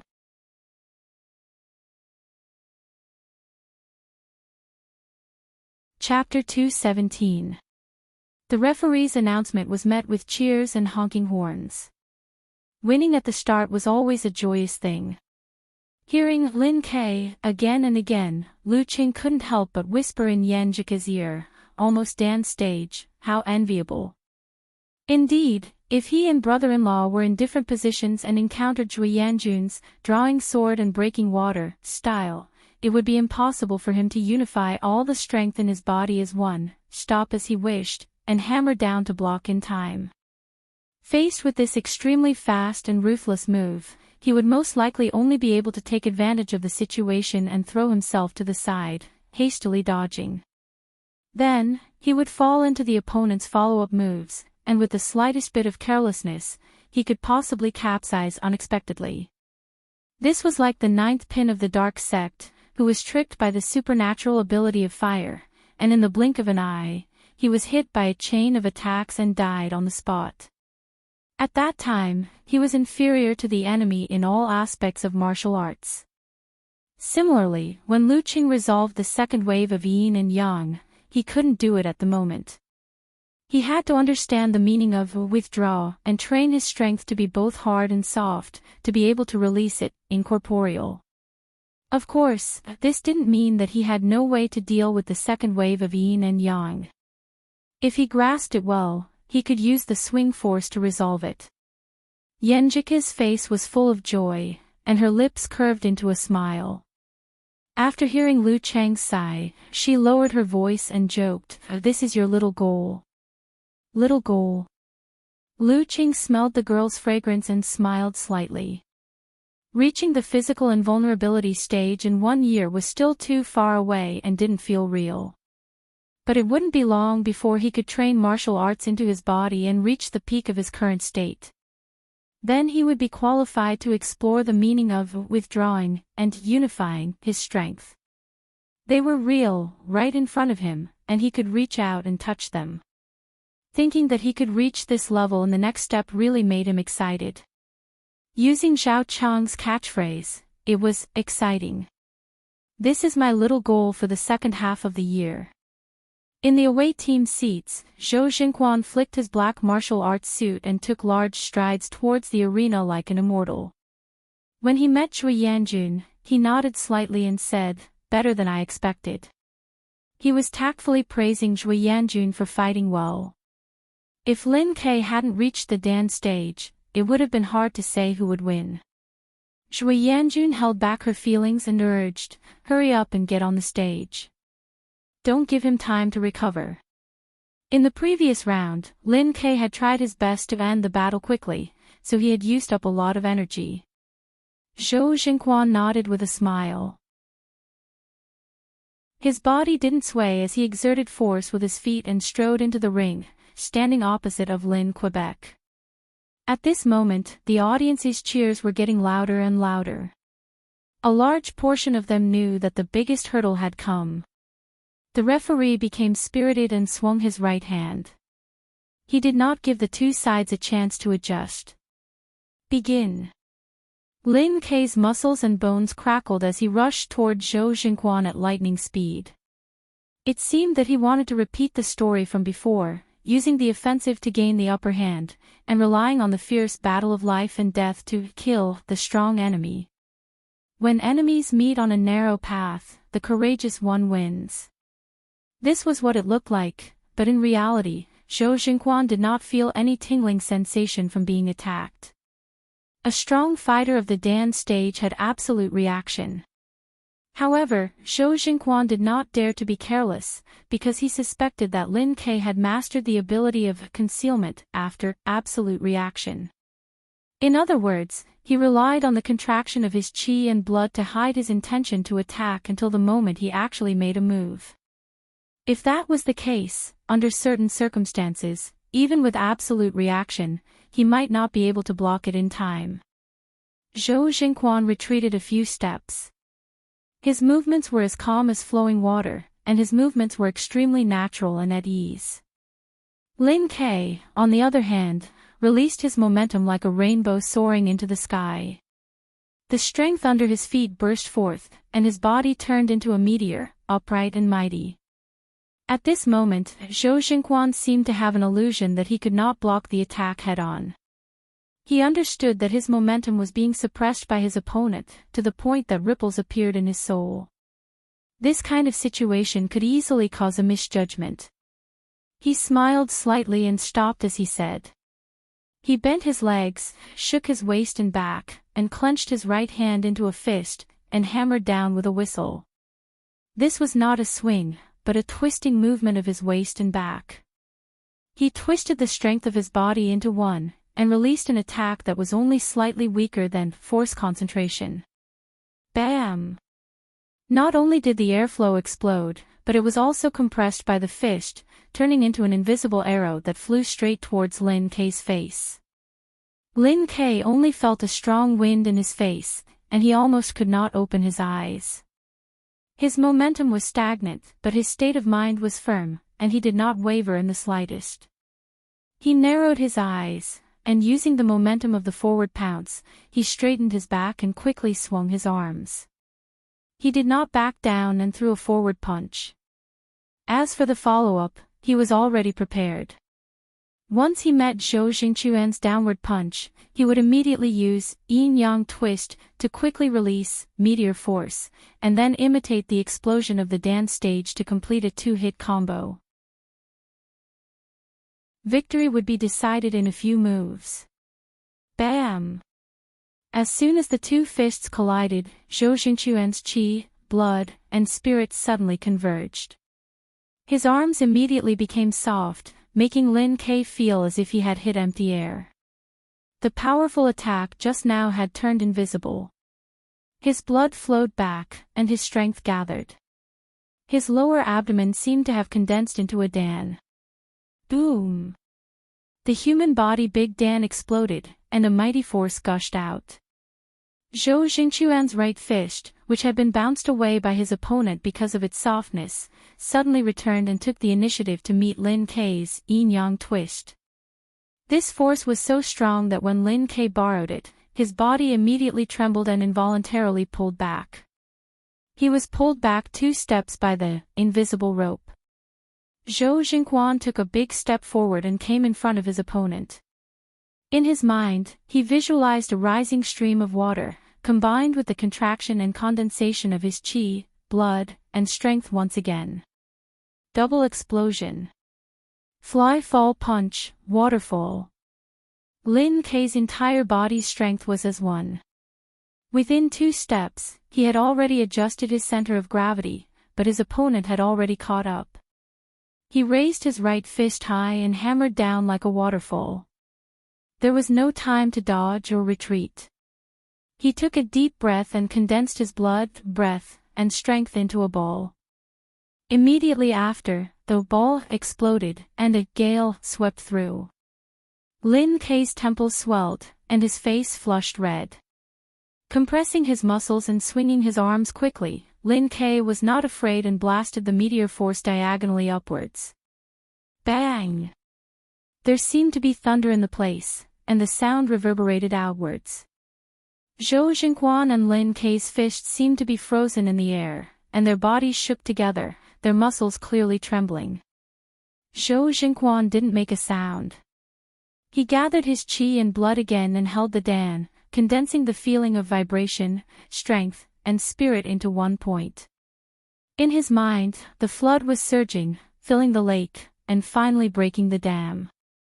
Bang! That point suddenly exploded, and the strength was like a flood breaking the dam, pouring into Zhou Jingquan's body. As he quickly turned his back, the strength poured into his left arm. Fly fall punch, dam break. Dan stage triple explosion. Bang! Zhou Jingquan's left fist became a hammer and fiercely hammered out, constantly exploding the airflow along the way. From the beginning, he had learned a lesson from the last fight against Lu Qing. No longer overcautious, he directly used all his strength without any reservation. This would definitely consume a lot of his physical strength, but at least he wouldn't enter the next round with the influence of tremor punch. If he was overcautious and kept thinking about the fight with Lu Qing, not only would he not be able to reduce the consumption of physical strength, but he would also be left with the vibration, which would be more difficult. Lin Kei was not a real Dan stage fighter, so naturally he couldn't burst out continuously. His eyes were firm and his expression was fearless while his body was still trembling. He once again swelled his temples, tightened his muscles, and twisted his waist to punch like a meteor. Bang! The two collided, and the majestic force surged. Lin Kei couldn't stand steadily anymore. He forced himself to use yin-yang twist to bounce back, so as not to break his arm and suffer internal injuries. But Zhou Jingquan didn't suffer any shock, as he had expected it. He caught up with his opponent in a few steps. Before his opponent could adjust his center of gravity, Zhou Jingquan's shoulder exploded, and his right arm shook, stopping his fist at Lin Kei's throat. Until then, Lin Kei's feet barely touched the ground. The power of triple explosion could really defeat all the fighters below professional 8th pin. The referee raised his right hand and shouted emotionlessly, "Second round, Zhou Jingquan wins." Lu Qing took a deep breath and directly stood up from his seat. To be honest, he didn't expect Zhou Jingquan to burst out with triple explosion at the beginning of the match. He thought they would be entangled for a long time. But this is good. Although brother-in-law didn't let Zhou Jingquan be affected by the vibration, at least I don't have to worry about his strongest killing move. He reached out his hand and shook Yenjika's hand. He stepped forward and walked to the arena. The audience was silent at first, and then burst into screaming, "Lu Qing!"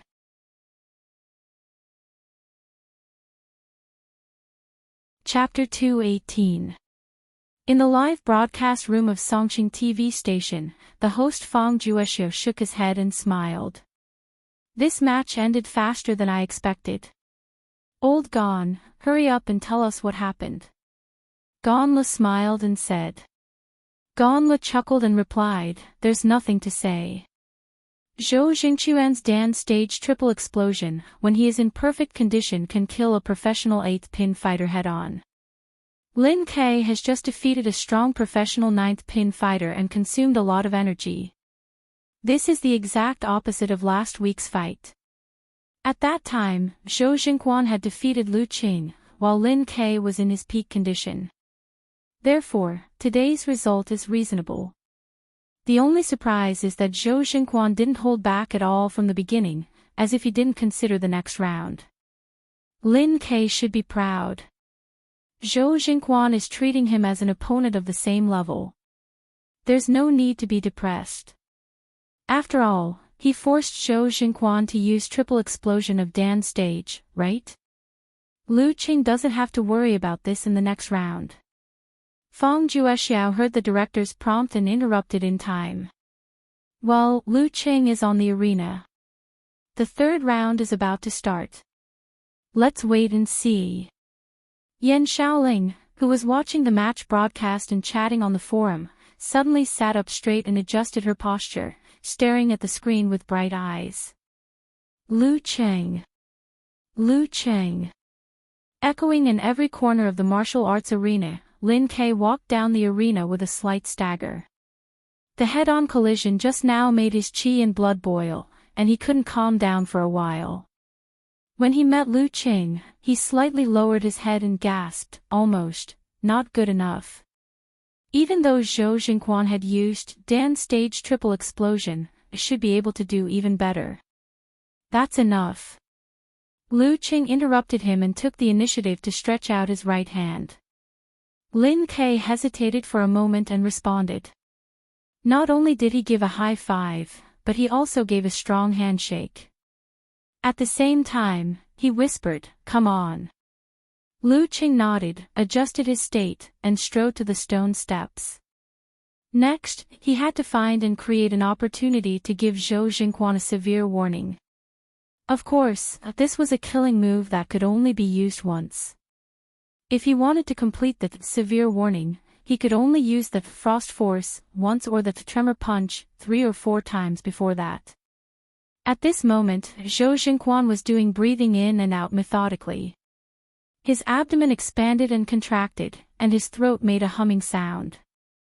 Seeing Lu Qing on the arena and standing in front of him, the referee didn't stop. He raised his right hand and swung it down fiercely, begin. From the last match and the daily practice with Lin Ke, Lu Qing was sure that the fake moves completed by visualization could not be hidden from the real absolute reaction. Therefore, he didn't try. He straightened his knees, moved his hips, and strode towards Zhou Jingquan. He didn't pounce straight away.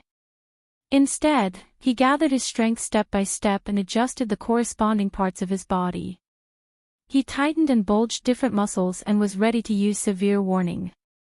If Zhou Jingquan felt that his posture was too good and couldn't help but attack with full strength, he would fall into his trap. But if he didn't fall for it, it was just a part of his body that hadn't entered the visualization stage, so it wouldn't consume much energy. This was Lu Cheng's first attempt.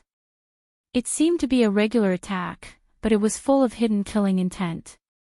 Thump. Thump. Thump. Lu Cheng's steps became heavier and heavier. The green bricks under his feet began to crack. His body seemed to be taller with the support of momentum. He looked down at Zhou Jingquan.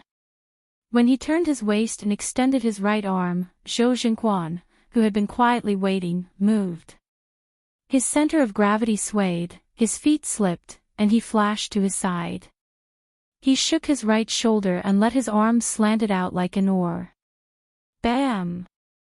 Lu Qing knew that the trap was not complete, so he gave up visualization and didn't use the severe warning, in case he missed. He quickly adjusted his body. His waist tightened, his thighs tightened, and he completed a side kick. It was fast, accurate, and fierce. Zhou Jingquan's shoulders sank, and he swung his center of gravity again. Like a ghost, he changed his position and came to Lu Cheng's right side. He tightened his arms and bent his waist again. He drew the airflow like an iron whip and whipped to Lu Cheng's head. Sure enough, he was fighting with the mercurial center of gravity. If he had used the severe warning recklessly, he would have suffered a great loss. Lu Cheng thought. He suddenly lowered his waist and bent his legs. He clenched his fist and swung it upward, as if he was moving or blocking. Bang! With a muffled sound, Lu Cheng swung his right arm and borrowed strength.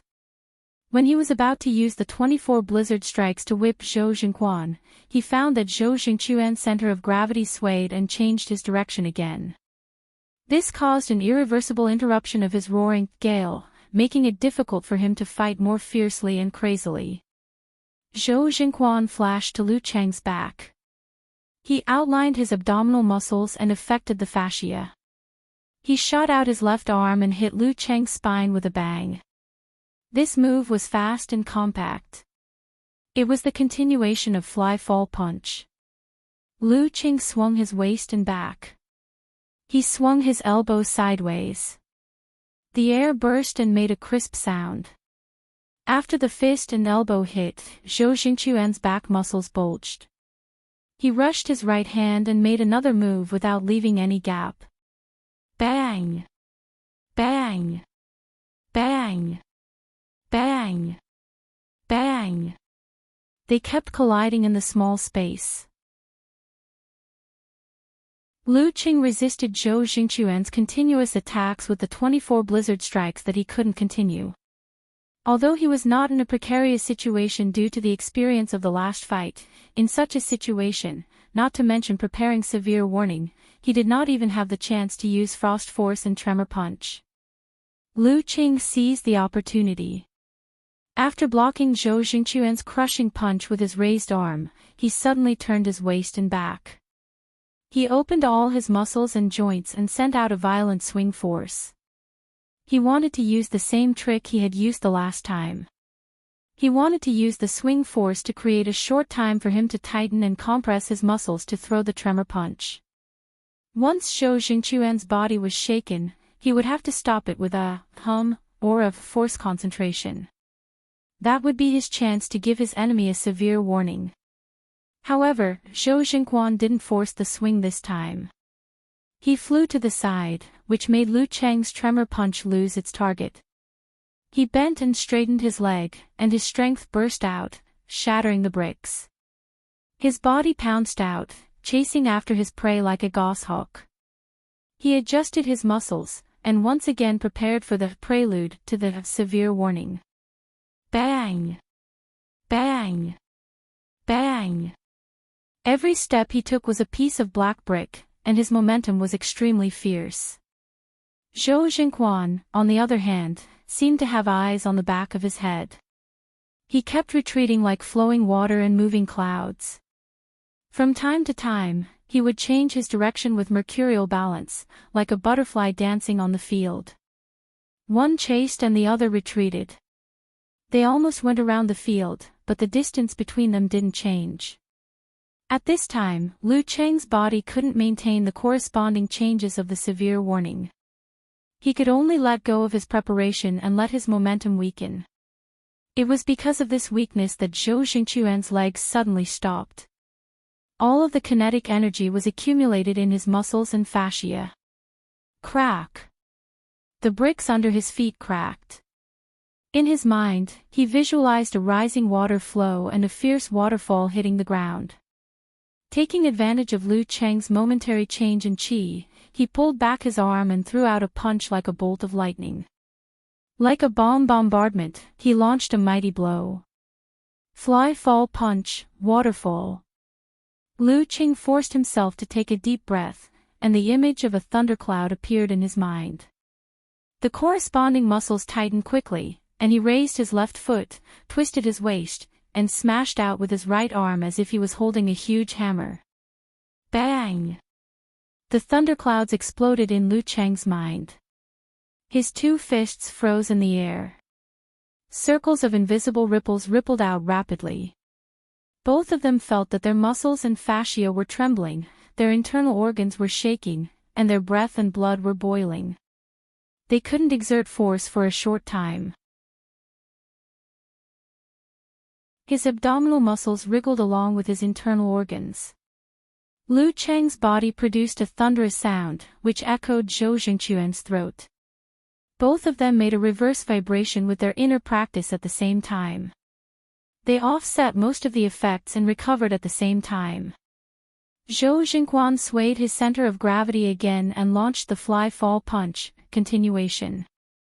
Once Lu Cheng borrowed 2 or 3 times, he would change the rhythm skillfully and make his opponent unable to follow up.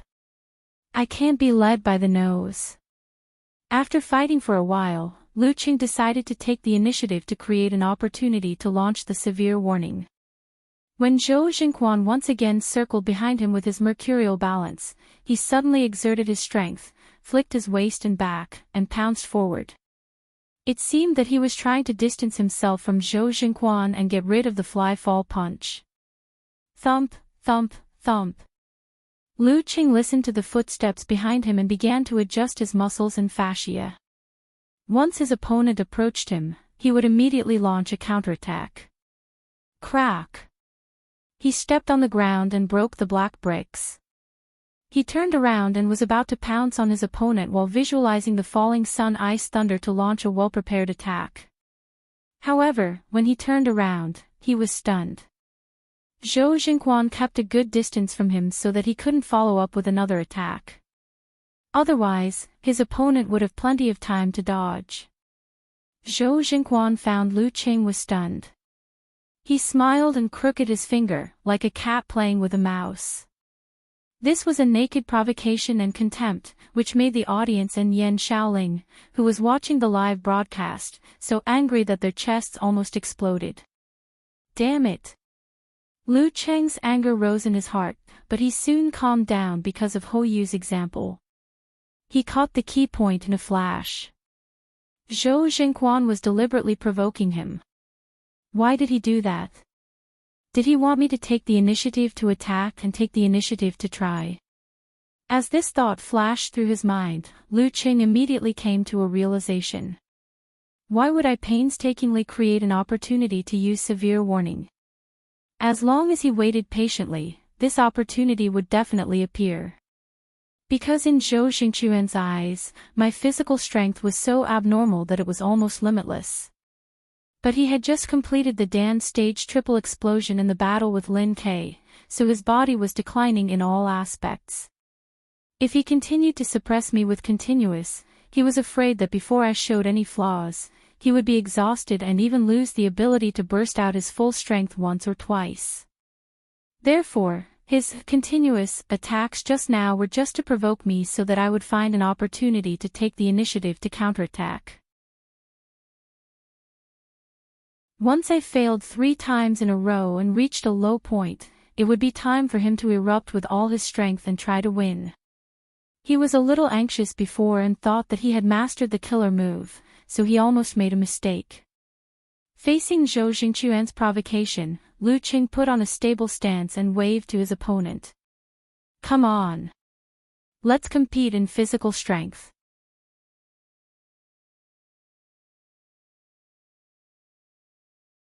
Chapter 219. Of course, Zhou Jingquan was not stupid enough to compete with Lu Cheng in terms of physical strength. This was the truth that the previous martyrs had proved with their own honor and disgrace. He was not that stubborn to confirm it himself. Sometimes, people had to believe in evil.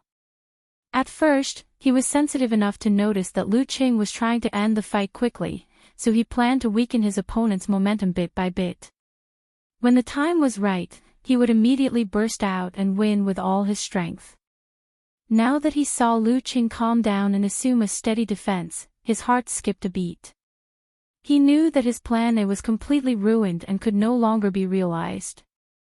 He could only try the plan B prepared before the fight. If so, my image will be ruined. Zhou Jingquan arched his back and dashed forward like a bolt of lightning. When he was close to Lu Qing, he swayed his center of gravity and slid to Lu Cheng's side as if he was treading on water. He twisted his waist and shoulder, twisted his whole body's strength, and punched his right arm diagonally. He performed the surge of fly-fall punch. Bam! Lu Cheng's right arm tightened and swung sideways. Like an iron whip, it exploded the air. Even if it was a stone in front of him, it could be smashed into pieces. Bang! In the muffled sound, Lu Cheng's body swayed a bit, while Zhou Jingquan moved away and repeated the pattern just now. Bam, bam, bam, bam, bam. They kept fighting and separating. Fly-fall punches, continuous, and 24 blizzard strikes showed their strengths. Everything was like a reenactment of the previous story. However, Lu Cheng, who had calmed down, was very clear that the essence was different. The one who was looking for an opportunity impatiently was not himself but Zhou Jingquan. He patiently defended and assumed a posture to compete with physical strength consumption. At the same time, he was ready to face Zhou Jingquan's full outbreak. At the climax of the battle, Zhou Jingquan gradually gained the upper hand in this kind of close-range fight where he couldn't use his feet to exert force. Lu Qing was firmly suppressed, and Lu Qing cooperated with this process, waiting for changes to appear. Bam! After Zhou Jingquan's low kick failed, he hit Lu Cheng's arm with a single whip. Lu Qing lowered his center of gravity and suddenly turned his waist and back. His joints and muscles were all opened, and again a strong, swing force was released. He knew that Zhou Jingquan would not let go of this opportunity. Zhou Jingquan's upper body swayed to the side. Just as he was about to be flung away, his qi and blood suddenly flowed back and gathered in his dantian, making him as steady as Mount Tai, not moving an inch. Amazing! Compared to exerting strength in both feet, borrowing the force to swing back, who knew how much more brilliant it was? Lu Qing praised in his mind. But he had already seized the short time to compress the corresponding muscles and fascia of his arms and visualize rolling thunderclouds. Then he suddenly pushed his left foot inwards, straightened his back, and clasped his hands together. In a manner that could split mountains and rocks, he slammed it diagonally from the top right to the bottom left. Mountain-shattering quake. Gotcha! A spider web appeared at his feet. In Zhou Jingquan's mind, there was the image of a waterfall pouring down from a towering mountain, the torrent violently crashing against the ground, and the spray of water splashing into the air.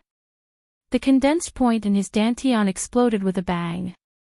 All of the power converged into one and gushed out fiercely, causing his arm to draw into a bow and his fist to turn into a hammer. Paw! Zhou Jingquan's whole body seemed to expand. He shot out his right fist in a condescending manner, penetrating through layers of air. Fly-fall punch, waterfall. Bang! A muffled thunder sounded in the arena, shaking the cheers of the audience to a halt. Invisible ripples turned into a gust of wind, blowing in all directions from the place where Lu Qing and Zhou Jingquan clashed. Lu Cheng's body jumped a little, his ears were ringing, his eyes were dizzy, and his qi and blood were tumbling. It seemed that he could not bear the full power of the Dan stage and had to take a step back. One step was not enough. 2 steps, 3 steps, 4 steps. At the same time, his abdomen wriggled and his body emitted a thunderous sound, counteracting the shock caused by the impact of the waterfall. Zhou Jingquan, who was hit by the mountain-shattering quake of Thunder War Zen, was not in a good condition either. Every bone and every joint in his body was shaking, and every inch of his tendons and flesh was rippling. Seeing that Lu Qing was retreating after the head-on collision, Zhou Jingquan was unable to catch up with him and seize the opportunity to win. Such a scene was exactly what Lu Qing had expected. After taking 4 steps back, he eliminated the shock and dissolved the majestic power of the Dan stage explosion. He began to adjust the corresponding parts of his body, preparing to stomp on the ground and take the initiative to counterattack. Severe warning. At this moment, the trembling of Zhou Jingquan's body, the tumbling of his body, and the paleness of his face suddenly gathered together with his qi, blood, and mental strength to form a human body Big Dan. In the live broadcast room of Songqing TV station, Ganlo blurted out, "Double explosion." After completing the triple explosion of the Dan stage, Zhou Jingquan could still make another double explosion. Yan Shaoling, Brahmin, and the rest of the audience, who had just heard the horror of the triple explosion of the Dan stage from the commentator, held their breaths and felt inexplicably uneasy. According to last week's competition and the previous video, everyone guessed that Zhou Jingquan could still complete the Dan stage explosion 2 or 3 times without any injury. But no one expected that he could make another double explosion. Brahman, Ganlu, Yenjika, and Lu Qing did not expect this. When he saw Zhou Jingquan's force concentration, he had only completed half of the preparation for the severe warning. It was too late. Lu Qing made a prompt decision and stopped the follow-up. He slightly adjusted the change of his body and changed it to the prerequisite of the frost force. Fortunately, the severe warning was a combination of the frost force. The two had too many similarities in the corresponding state of the bones, muscles, and viscera. The former was more complicated, while the latter was relatively simpler, which was suitable for Lu Qing to complete quickly. Boom! When pressed to the extreme, it could also explode to the extreme. The Dan in Zhou Jingquan's body exploded, and all the accumulated strength in his body surged out, making him a little taller and more powerful. He caught up with Lu Qing in one leap, raised his right hand high, and turned it into a waterfall, surging down. The turbid river in Lu Cheng's mind suddenly froze and froze inch by inch. Its rolling posture became a still picture. The cold current in his body turned into a tide. Lu Qing put his feet together, twisted his waist, and bounced his right arm, clenched his fist, and punched upward. Rocket-propelled cannon, frost force. Bang! Lu Cheng's body suddenly became shorter, and his feet sank into the bluestone a little. His qi and blood surged crazily, triggering the previous shock, shaking his viscera, muscles, and tendons. He almost tasted something sweet in his throat, which made him feel sick and uncomfortable. Unable to do anything, he could only roll back along with the majesty of the waterfall to dissolve the remaining force and avoid fractures or internal injuries. And Zhou Jingquan's fist was covered with a layer of white frost. Part of the cold current was dispersed, but part of it poured into his body and quickly spread to his whole body. He couldn't help but shiver and stiffen his muscles. If his body was still in the same condition as before, he would naturally be able to quickly beat his heart, surge his blood, and dissolve the ice. But after forcibly completing 2 successive strikes, he was almost exhausted. Moreover, he was hit by a mountain-shattering quake, which made his viscera uncomfortable. For a short time, he actually stayed there and couldn't catch up with Lu Qing, who had lost his center of gravity and lost his stance. Thump! Thump! Thump! Thump! Everyone was praying for Lu Qing in silence, hoping that he could stand up first. Yenjike couldn't sit still anymore. She stood up from her seat and looked at the arena with concern and anxiety. Thump! Lu Cheng's vibration was slightly relieved. He immediately jumped up like a carp and stood up. Li Liantong, Fan Yanxi, and the rest of the audience instinctively cheered, but they saw Zhou Jingquan move. His lips were pale, and he stepped on the black bricks and pounced on Lu Qing. Again, he visualized the power of the waterfall and raised his right arm. Bam! He clenched his fist and chopped down. Waterfall of fly-fall punch. Lu Cheng's feet were still shaking, so he didn't have time to dodge. He could only gather his remaining strength and tighten the muscles of his hands, wrists, forearms, and upper arms to visualize the flashing silver-white thundercloud. Thump. He didn't show any weakness and punched upward. Thunder roar zen. Bang! As soon as the two touched, he immediately exploded the tight part, which made a short but strong impact. Thump. Lu Qing and Zhou Jingquan stepped back at the same time. When their feet landed, they were both floating. Their bodies were obviously trembling, and their eyes were blank. Thump. Humph. Both of them recovered at the same time. Zhou Jingquan gathered his strength again, twisted his waist and back, and stretched out his arms to hit the waterfall of fly-fall punch again. When two rivals meet on a narrow road, the brave wins. Lu Qing knew he couldn't dodge it this time. He also visualized the thundercloud, compressed the corresponding fascia and muscles, and hit the skyrocket cannon with Thunder Roar Zen as the base. Bang! Both of them were shocked and felt so disgusted that they wanted to vomit. They felt that every part of their bodies was trembling, as if they had lost control of their bodies in a short time. Thump. Lu Qing recovered a little from the thunder in his abdomen. He didn't make any adjustments, but swung his left arm and hit the Thunder Roar Zen again. Zhou Jingquan was obviously a little slower. He could only barely raise his arms to block the attack. Bang! His body jumped a little, and his arms became soft and weak. Is he exhausted?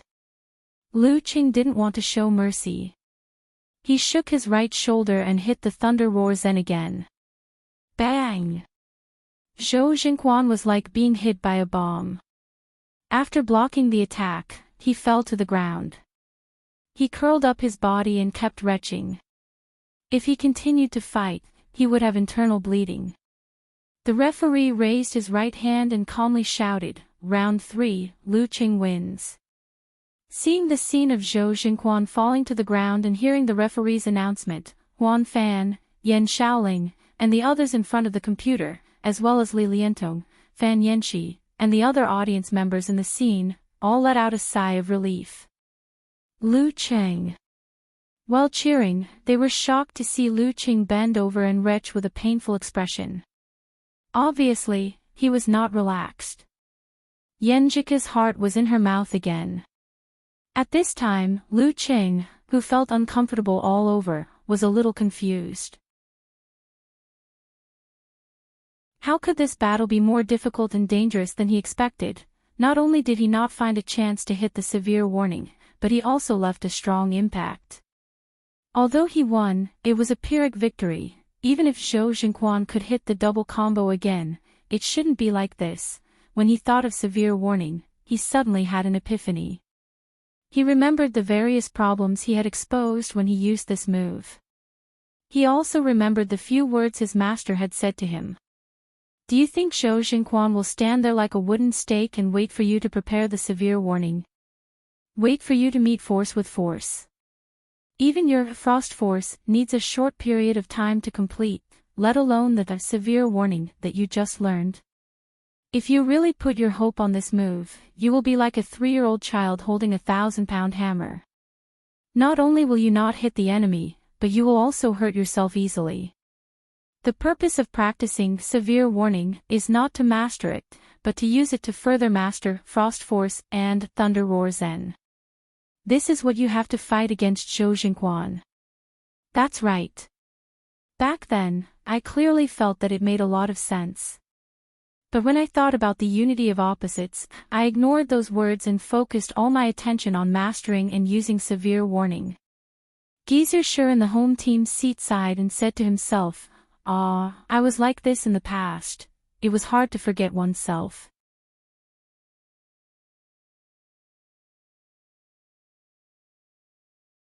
Chapter 220. In the live broadcast room of Songqing TV station, the host Fang Juexiao couldn't help but praise, "This match is really wonderful. I haven't had such a fierce fight for a long time. Old gone, I see that Lu Qing is in pain and has been retching. How much do you think he is affected by the concussion? Gonla sighed, his body refinement is close to the peak.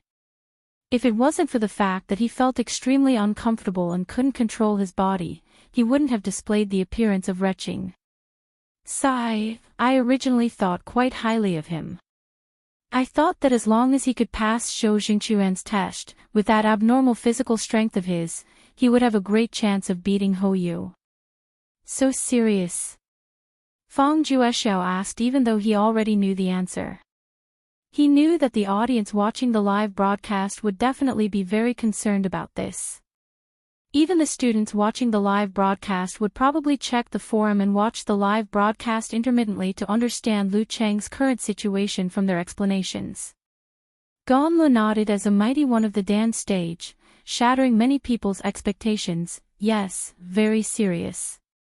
Fang Juexiao made a regretful expression. Unfortunately, there is no time to talk to let him recover. Well, Hou Yu is about to enter the ring. Let's switch back to the scene. After listening to the analysis of the two commentators, Yan Xiaoling's heart tightened.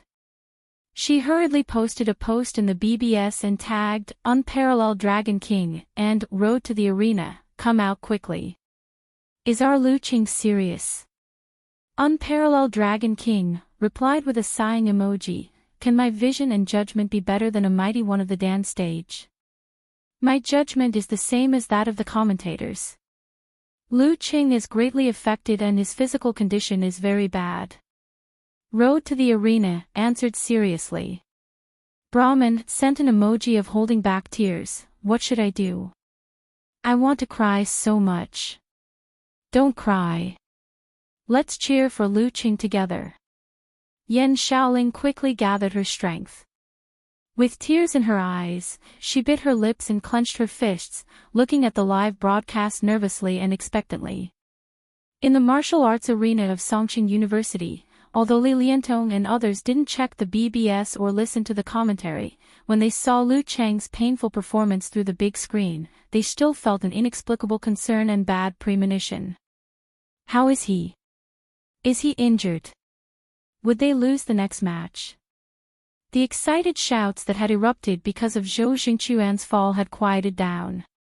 Many of the female students, including Fan Yanxi, had put on a praying posture, their hands covering their mouths. Come on, Lu Cheng. In the seats of the home team, Yanjika walked to the stone steps, ignoring the gazes of others.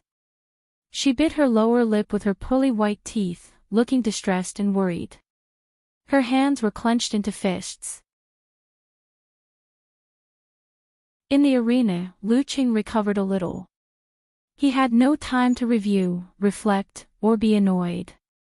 He suppressed all kinds of emotions first. He concealed his spirit in qi, visualized the thundercloud, wriggled his abdomen, and seized the little time to use the internal training method to adjust the state of his body. Every bit of recovery counted. Energy was not completely independent of the body. It was also rooted in the state of the body. Like a person who caught a cold, not only was he tired and weak, but also his thinking was slow. When Lu Qing was so affected, his spirit was naturally weakened, and he didn't have the ability to use the severe warning again. Later, he would make a solid defense. He would use his supernatural ability with the help of the frost force or simply hide it in his normal moves to exhaust his strength to the limit as soon as possible and squeeze the Jin Dan. If he fell into a dangerous situation, this would be the only way. Lu Qing quickly made a decision not to admit defeat easily. This was not only because he showed confidence in Ku at the last minute and said bold words, but also because he was carried away and failed to live up to his brother-in-law's efforts and pain. There was also a very important reason. I want to win. Nothing else, I want to win. He took a breath, and his abdomen roared like thunder. When the referee announced the result of the third round, Hou Yu jumped up from his seat and ran to the arena without thinking. He always remembered that before he walked out of the locker room, senior brother Zhou told him to run to the arena immediately without any delay once he heard the announcement of the last round's result. When he got close, he was stunned because he saw his senior brother curled up on the ground like a shrimp. His hair was messy, his expression was painful, and he even vomited a little bile. Is this senior brother Zhou? In Hou Yu's memory, senior brother Zhou Jingquan was a person who paid great attention to appearance and manners. His most worshipped idol was Xian, who played chess calmly after hearing the news of the victory at Fei River. His hair and clothes were always meticulous, and his words and deeds were always calm and gentle. He had lost before, but in rare failures, he left the arena gracefully, and was ridiculed by senior sister Zhua and senior sister Li for wanting to be gracious and not get any benefits. But now, senior brother Zhou was so painful and lost his self-control. In order to create a chance for himself to defeat Lu Qing, he even gave up his most valued image. Hou Yu, who was only a few days away from turning 18, was the age when he was most easily moved and excited. Thinking of this, his eyes immediately turned red, and his fighting spirit surged. No matter what he had to pay, no matter how hard he had to fight, he couldn't let senior brother Zhou down. When Hou Yu walked to the stone steps, Zhou Jingquan had been helped down by the staff. When they passed by each other, Zhou Jingquan, with messy hair and a pale face, murmured, "Fight." Hou Yu nodded hard, clenched his fist and said, "Fight." In the face of such a strong enemy like Lu Qing, how could he win if he didn't fight, no matter how weak and painful he was? If he didn't fight, how could he seize the opportunity when his body was still affected by the shock? Hou Yu stepped into the arena and stood at the position where Zhou Jingquan stood before, hearing the buzzing sound from Lu Cheng's body. Lu Qing opened his eyes, exhaled a foul air, and instantly switched from internal training to fighting mode. The referee raised his right hand and waved it down steadily. "Start." Lu Qing, whose calves were still trembling, didn't move.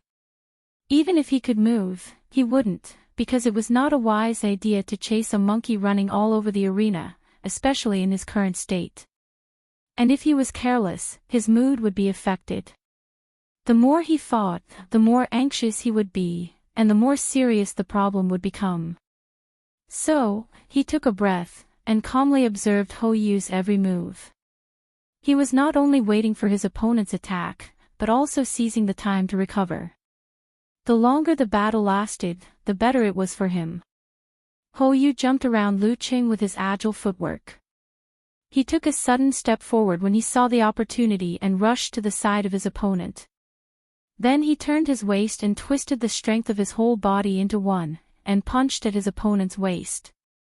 Lu Qing sat down, straightened his spine, exploded the strength of his shoulders, clenched his fist, and punched down with a whistling sound. Bang! In the muffled sound, both sides shook. Just when Lu Qing thought Hou Yu would take the opportunity to dodge and continue to fight, he saw Hou Yu clench his teeth, widen his eyes, and suddenly put strength in his feet, which made several cracks. He wants to use the fly-fall punch, waterfall, to trigger the remaining influence in my body. Lu Qing instantly understood Hou Yu's plan, but he knew his physical condition was not enough to support this dodge, so he also clenched his teeth, adjusted the corresponding muscles and fascia, wriggled the related viscera, and visualized a vast river. "Who's afraid of you?" Lu Qing, with the courage to risk his life, froze the turbid river, made the waves crystal clear, made the world stand still, and made the muscles of his arms expand, as if he was holding a heavy object, and punched up. Cold current into tide, frost force. At this time, Hou Yu also violently clenched his fist and chopped down with the flying fall 3,000 feet. Bang! There was a brief haze at the place where the two fists met, like a thin mist of white frost. Lu Cheng's body trembled obviously again, and the muscles of his face twitched uncontrollably. The remaining influence in his body was triggered a lot, which made his previous attempt to recover in vain. Hou Yu kept shivering, his lips turned purple, and his hands and feet were stiff and cold. Thump! Thump! Thump! His heart beat violently, expanded and contracted quickly, and spurted out a stream of hot blood to dissolve the coldness in his body. Then, he made a choice that was contrary to his fighting style and character. Again, he visualized the accumulating and rising source, twisted his waist, and popped out his arms. Not even half a step back. At the same time, Lu Qing also wriggled his abdomen, visualized the thundercloud, and made a reverse offset, which was a preliminary relief. Facing Hou Yu's ferocious face and unflinching attack, he had no time to change his visualization, so he had to change his internal training to external attack, tightened his arms, and launched the sky cannon. Bang! There seemed to be an explosion in the arena, and the two were rebounded by the impact, and each took a step back. Humph! Hou Yu used his internal training method. His eyes were red, and the shock had yet to dissipate. He stepped on the black bricks and pounced forward again. He fought crazily, forgetting himself, disregarding everything. He fought like he was not himself. At this time, Lu Qing was so uncomfortable that he wanted to lie down directly.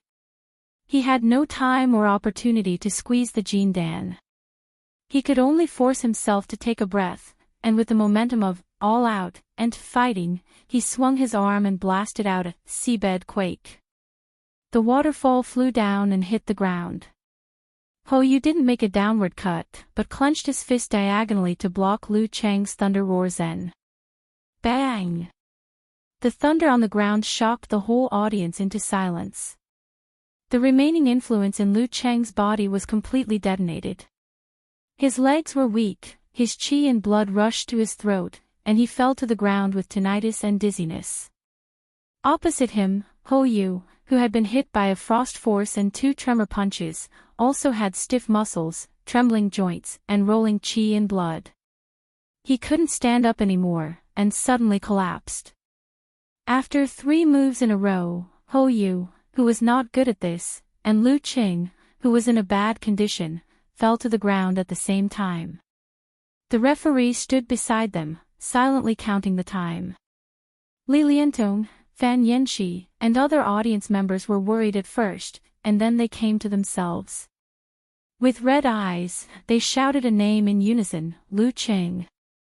Lu Qing. Lu Qing. Lu Qing. Lu Qing. In front of the computer screen, Yan Shaoling, Brahman, and others also shouted this name in a low voice, as if they wanted to give him courage and strength to help him stand up. Lu Qing.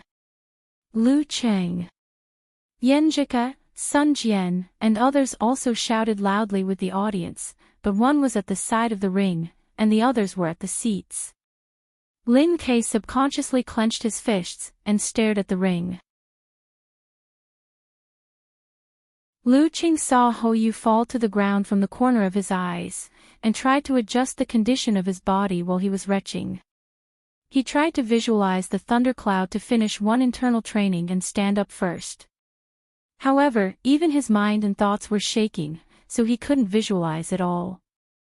Lu Qing. Lu Qing. Amidst the orderly shouts, a figure struggled to get up. His legs were trembling, but he stood firmly. The shouts of the whole arena stopped, and there was an indescribable silence, because it was Hou Yu who stood up. Hou Yu's face was pale.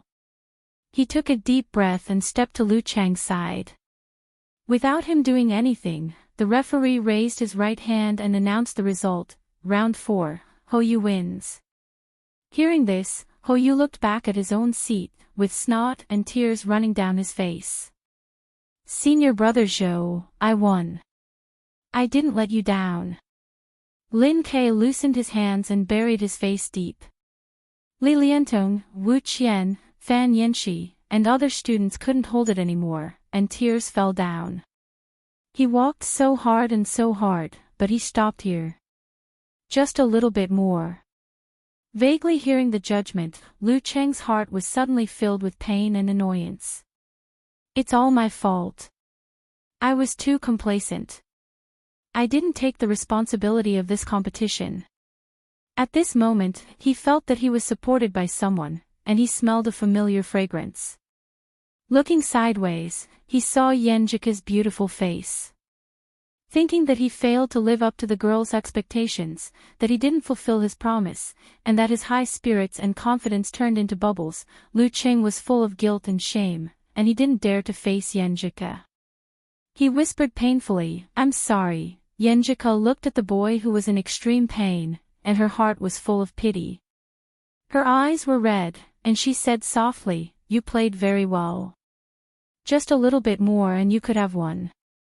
I should have played better." Lu Qing clenched his fists, and wanted to give himself a punch. Otherwise, he couldn't dispel the shame and self-blame in his heart. That little bit could have been fought for. Yanjika knew that the more she talked, the more painful it would be. She didn't want to dwell on this topic, and said firmly, "Then win it back later." Win it back later. Lu Qing was stunned, and answered in a promising manner, "Okay." As soon as he calmed down, he returned to the seats. Seeing the painful Lin Ke, the confused Sun Jian, and the others, he couldn't help but blame himself. He took a breath and said solemnly, "I'm sorry. I didn't play well this time." Li Mao immediately answered, "No, we were too weak. It's good enough that you fought to this extent. Otherwise, losing this round meant losing everything, and they couldn't count on the substitute match." "Yes, we were too weak. We could only count on you too." Lin Hua's eyes were misty. Lin Ke also put down his palms, and said with a painful but firm look in his eyes, "I was also wrong. I wasn't good enough." Hearing that his teammates were scrambling to take responsibility, Lu Cheng's eyes blurred, and he almost shed tears. At this time, Geezer Shi, who had been silent, said, "Do you understand?" Lu Qing lowered his head and nodded slightly, "I understand. Don't be complacent in the future." Geezer Shi sighed, "Then I'll teach you one more thing. Don't be complacent, and don't lose your spirit when you're down." "Lose my spirit?" Lu Qing looked up blankly. Geezer Shi nodded and answered, "Yes, the spirit of chasing, the spirit of striving, and the spirit of fighting."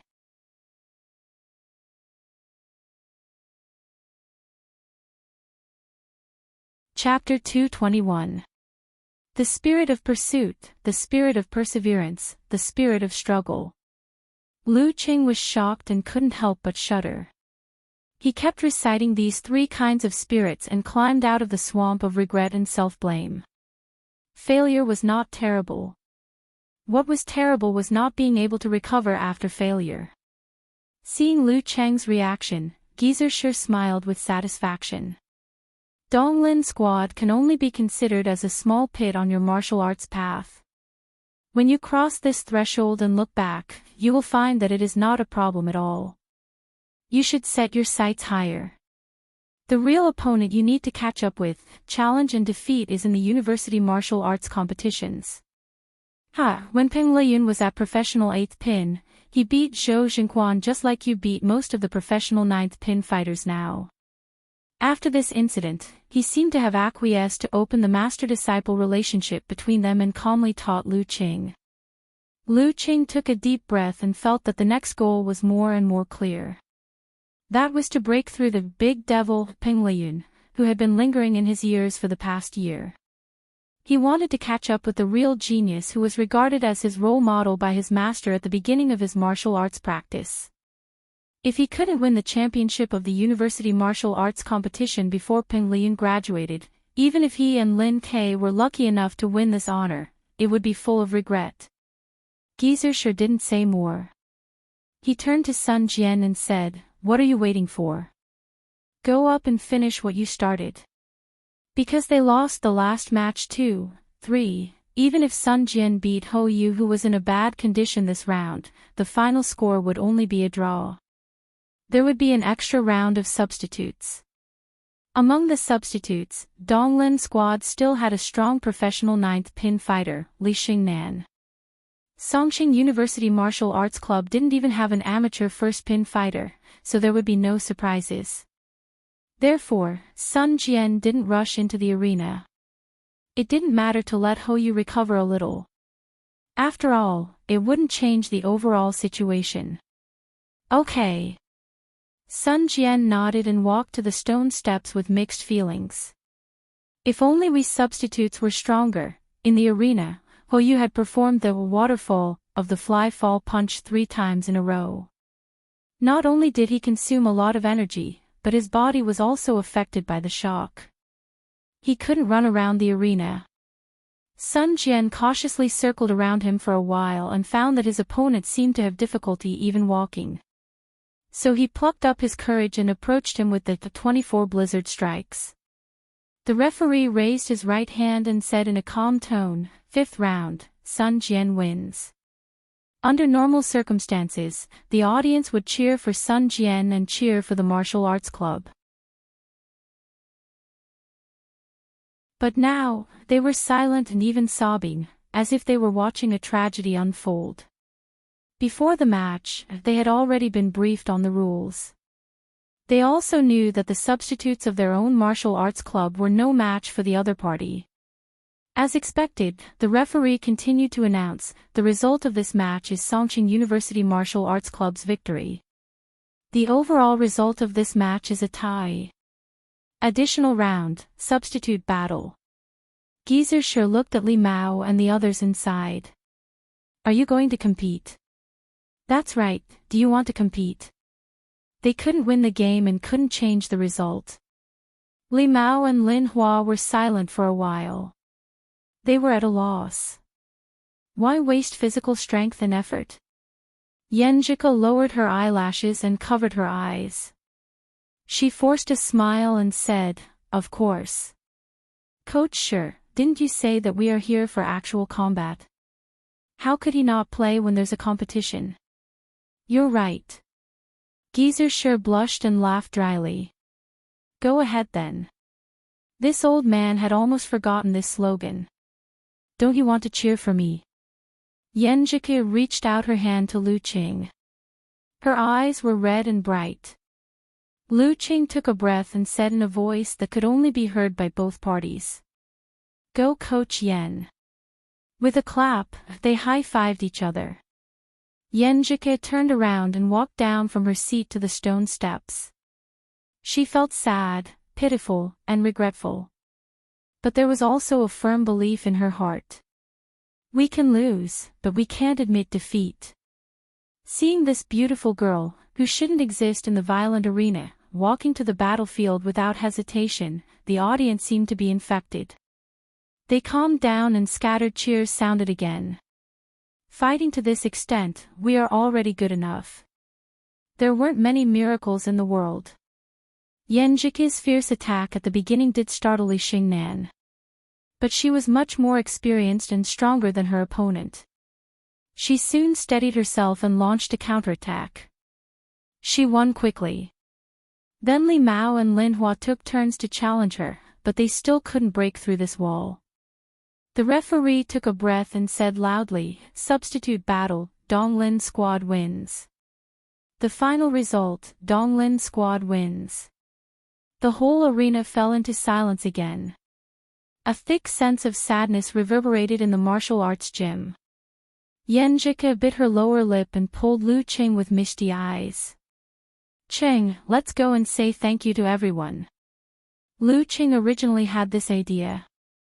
But after not being able to bear the result, he was afraid to face the enthusiastic students and see their disappointed and sad expressions. At this moment, hearing his girlfriend's suggestion, he took a deep breath and said, "Okay. A man can't be a coward. Since it's my responsibility, I have to face it myself. No matter how disappointed they are, or scolded me, or even throw things at me, I'll bear it. I'll make up for it in the next match." Lu Qing stood up, patted Sun Jian, Li Mao, and others, and led them to the stands.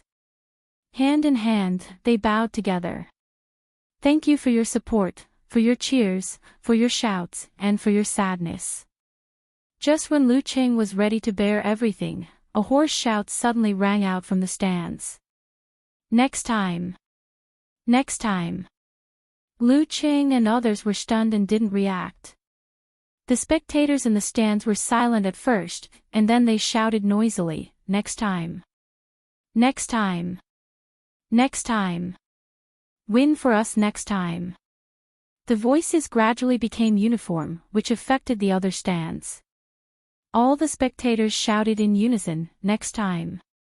Next time!" No complaints, no disappointment, only encouragement and expectation. Lu Cheng, who had always believed that men don't cry easily, and men don't shed tears when they bled, suddenly had tears in his eyes and a sore nose. Once again, he and his teammates bowed deeply, thanking for their love and support. "It's so good to have you. We'll win next time. Next time. Next time." The shouts of the audience were transmitted to thousands of households through the airwaves, making Yan Shaoling, Brahmin, and the other girls burst into tears. Choking with sobs, they followed and shouted, "Next time, next time, next time, next time. Next time." Shu Rui, who had just been out of school for a year, was affected by the atmosphere.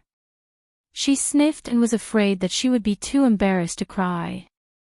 At the same time, she was worried about what to do. Songqing University lost. How to interview Lin K later. Thinking of this, she really wanted to cry. Next time. Next time. Lu Qing turned his head to look at Yan Zhike with blurred vision. He found that the girl's eyes were filled with mist. Her eyes were obviously red, but she didn't cry. Cry. He held the girl's hand. She took a breath and said with a smile that was uglier than crying, "I don't cry when I'm sad. Next time. Next time." Li Liantong, Fan Yinshi, and others had been completely immersed in the atmosphere, crying and shouting at the same time. Laughter can make people reminisce from time to time, while crying is unforgettable. After the game, Lu Qing took a shower, changed his clothes, and walked out of the locker room directly. He was familiar with the way and knew that there would be an interview waiting for him, so the sooner he finished, the better. Shu Rui looked at him in surprise. She laughed and said, "Lu Qing, I thought you would be the last to come out." Lu Qing wanted to make a joke and say, "Last time I won, so I gave the limelight to everyone. Today I lost, so I'll take the blame first." But he was not in the mood. He just replied politely, "I didn't know you would be waiting for an interview." Good boy. Compared to Lin K, he was much better. Shu Rui ridiculed and brought the topic back on track. "You don't seem to be in a good mood. Was today's game very important to you?" "Every game is important to me." Lu Qing said concisely, "Failure will definitely make people unhappy." Shu Rui thought for a while and said, "Then I'll be bold and ask, what do you think of this failure? What do you think you lost in? What do you need to improve?" "We are more or less the same as the Donglin squad. Both of us have a chance to win. This time, it's mainly because I've been going so smoothly and got a little carried away. I always wanted to take down the opponent in one go. Otherwise, I wouldn't have been able to face Zhou Xingquan's dance stage explosion head-on." Lu Qing said sincerely, taking up his own responsibility. A man can't shirk.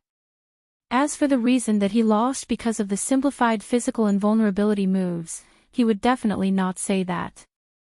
Since he didn't use it, it was a rare trump card. Shu Rui thought for a while and comforted him, "It's normal to be young and frivolous. Knowing how to reflect is a sign of maturity. By the way, Lu Qing, you will participate in the National University Martial Arts competition in the next half of the year. What's your goal?" "Well, to enter the national finals." Lu Qing didn't say that his goal was Peng Liyun and the overall champion, because it would definitely be ridiculed. Although you are strong, you are not at the same level as Peng Liyun. In fact, you are far from him. And his improvement is not slower than yours. Then I wish you success." Shu Rui ended the short interview. She continued to interview Yen Jike and the others. Then she faced the ultimate challenge, the expressionless Lin Quebec. Lin K, what do you think of your performance in today's game? Shu Rui tried to cut in from the perspective of the martial arts competition. Lin K said indifferently, not good. Why? Shu Rui had the urge to go crazy again. Can't you answer in one breath? Why are you like a voice assistant? You answer one question after another. I didn't expect Zhou Jingquan to make 3 consecutive bursts at the beginning. Lin K's eyes showed that he was in pain. If he had fought a little better and left some influence on Zhou Jingquan, the result would have been different. Shu Rui nodded and asked, the National University Martial Arts competition will be in the next half of the year. What's your plan and expectation? After a few seconds of silence, Lin K answered, practice hard. After that, he walked past Shu Rui to the gate of the stadium. Shu Rui felt inexplicably sad. If Lin K had said, it's a secret, or I won't tell you, she could feel that he was in a good mood and could even make cold jokes. But now, he must be in pain. Time flew. It had been more than a month since the game in May. Lu Qing stood beside the lush trees and closed his eyes to visualize the thundercloud. He compressed his muscles and wriggled his abdomen to create a slight vibration to strengthen his internal organs. Gradually, he felt that his heart was beating more and more vigorously. Blood gushed out and flowed clearly to every organ in his body. Under his control, his heart slowed down quickly without any difficulty. So did the rest of his organs. This was the sign of martial arts training in the body. This was the sign of the peak of body refining. The next step was to integrate all the forces in his body and comprehend the meaning of withdrawal. Lu Qing opened his eyes. His qi was vigorous and fierce. He didn't squeeze the Jin Dan again to improve his supernatural ability because he felt that it would be contradictory to his comprehension of the meaning of withdrawal. Many supernatural ability users couldn't reach the Dan stage because their supernatural ability was getting stronger and stronger. He was a martial artist and couldn't confuse his priorities. He would wait until he comprehended the meaning of withdrawal, and then ask his master to help him awaken his supernatural ability. Besides, his master said that he had made some progress on the fire sect visualization. He might have a chance to get it next semester. Of course, this was a plan for the future. The most important thing now was go home. Go back to Shoshan. Go back to Shoshan with Ku. In his mind, he visualized a big sun falling from the sky and crashing into a frozen river. Yin and Yang collided fiercely. Bam! He punched the tree in front of him and then withdrew his hand. He turned around and left without even looking at it. As he left, leaves suddenly fell from the tree that seemed to be motionless. The more they fell, the more yellow they became. It was as if winter had arrived. End of part 1.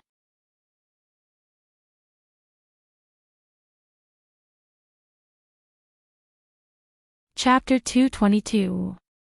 Dusk had passed and the train was running fast. Yenjike couldn't bear the tiredness and fell asleep on her boyfriend's shoulder. Lu Cheng's right shoulder didn't move at all.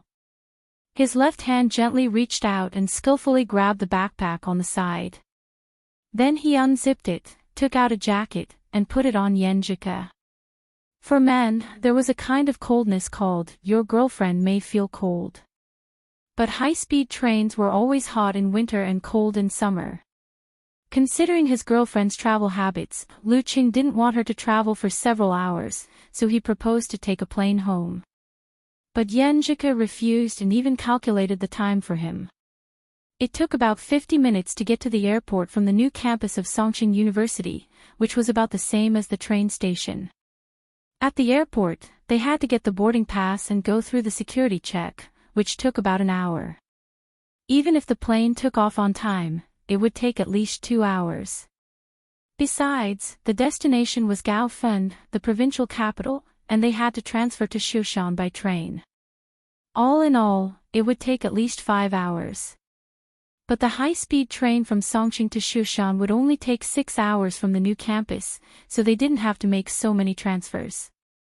Lu Qing chose a train that could run at night to preserve the taste of the food when he went back to school. Of course, it was not as fast as the high-speed train. The scenery outside the window kept passing by. Lu Qing was a little excited and a little melancholy. He was excited because he missed home, his parents, and everything in Shushan. He was melancholy because he couldn't be with Yanjika every day after returning to Shushan. She went to Jiangnan during the winter vacation, which meant she hadn't seen her relatives and friends here for almost a year. She would have to go to all kinds of parties. More importantly, she would have to spend time with her parents, so she couldn't be as free as she was in school. Fortunately, they had agreed to exercise together every morning. While Lu Qing was thinking, the speed of the high-speed train started to slow down, and the announcement of arrival came from the radio. Shushan ahead. Yanjika's long eyelashes trembled, and her eyes opened slowly. Her face was full of confusion, as if she had just woken up. Where are we? We'll be there soon. Lu Qing put his left hand into his trouser pocket and took out a pack of tissue. Yanjika woke up. Ah! She blushed and let her boyfriend wipe the corners of her mouth. She was drooling again. Your t-shirt. She turned her eyes and saw the wet stains on Lu Cheng's clothes. She couldn't help but smile, but she was a little proud. Lu was about to tease her when he heard the cheerful ringtone of the girl's cell phone. Empress, Empress. Yanjika shrank her neck when she saw the caller ID. She answered the call. Hello, Mom. I'll be there in a few minutes. Bye. The train, bye. Poor me, no one picked me up. Lu Qing listened quietly and made a self-deprecating remark with a smile, calm.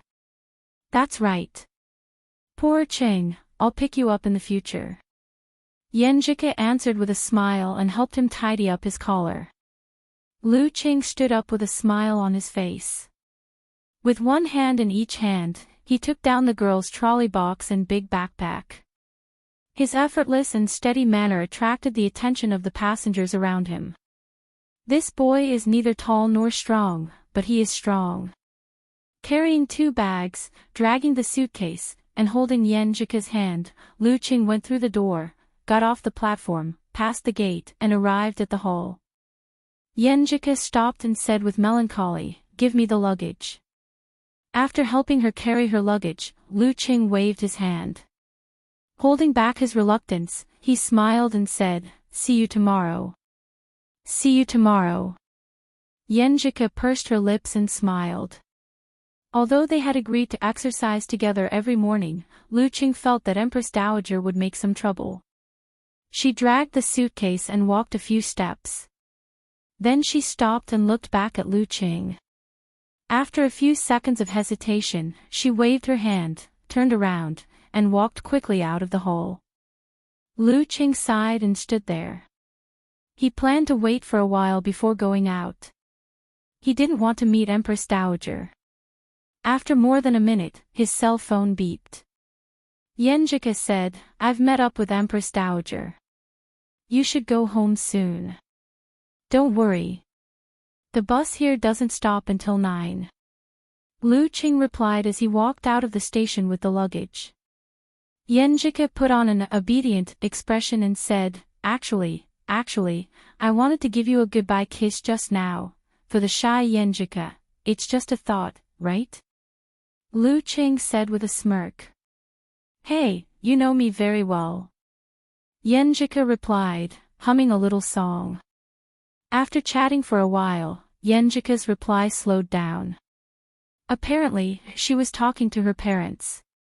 Lu Qing put the phone in his pocket and sped up to catch the nearest bus. He went straight to the back door with the yin-yang stance and took out his cell phone. It was almost 8:00. He didn't ask his mother to leave him dinner. He had to find something to eat. As for how to find it, he was back in Shushan. He didn't need to worry about being unfamiliar with the place. Lu Qing found Qin Rui's number in his contact list and called him directly to see if his old classmate was free. He wanted to thank him face to face for helping his cousin's boyfriend enter Gushan martial arts school. Secondly, he wanted to ask about his summer job. Hello, Cheng. You're on holiday. You're back. Qin Rui asked happily on the other side of the phone. Lu Qing laughed, yeah. I just got back to Shushan and didn't leave any food at home.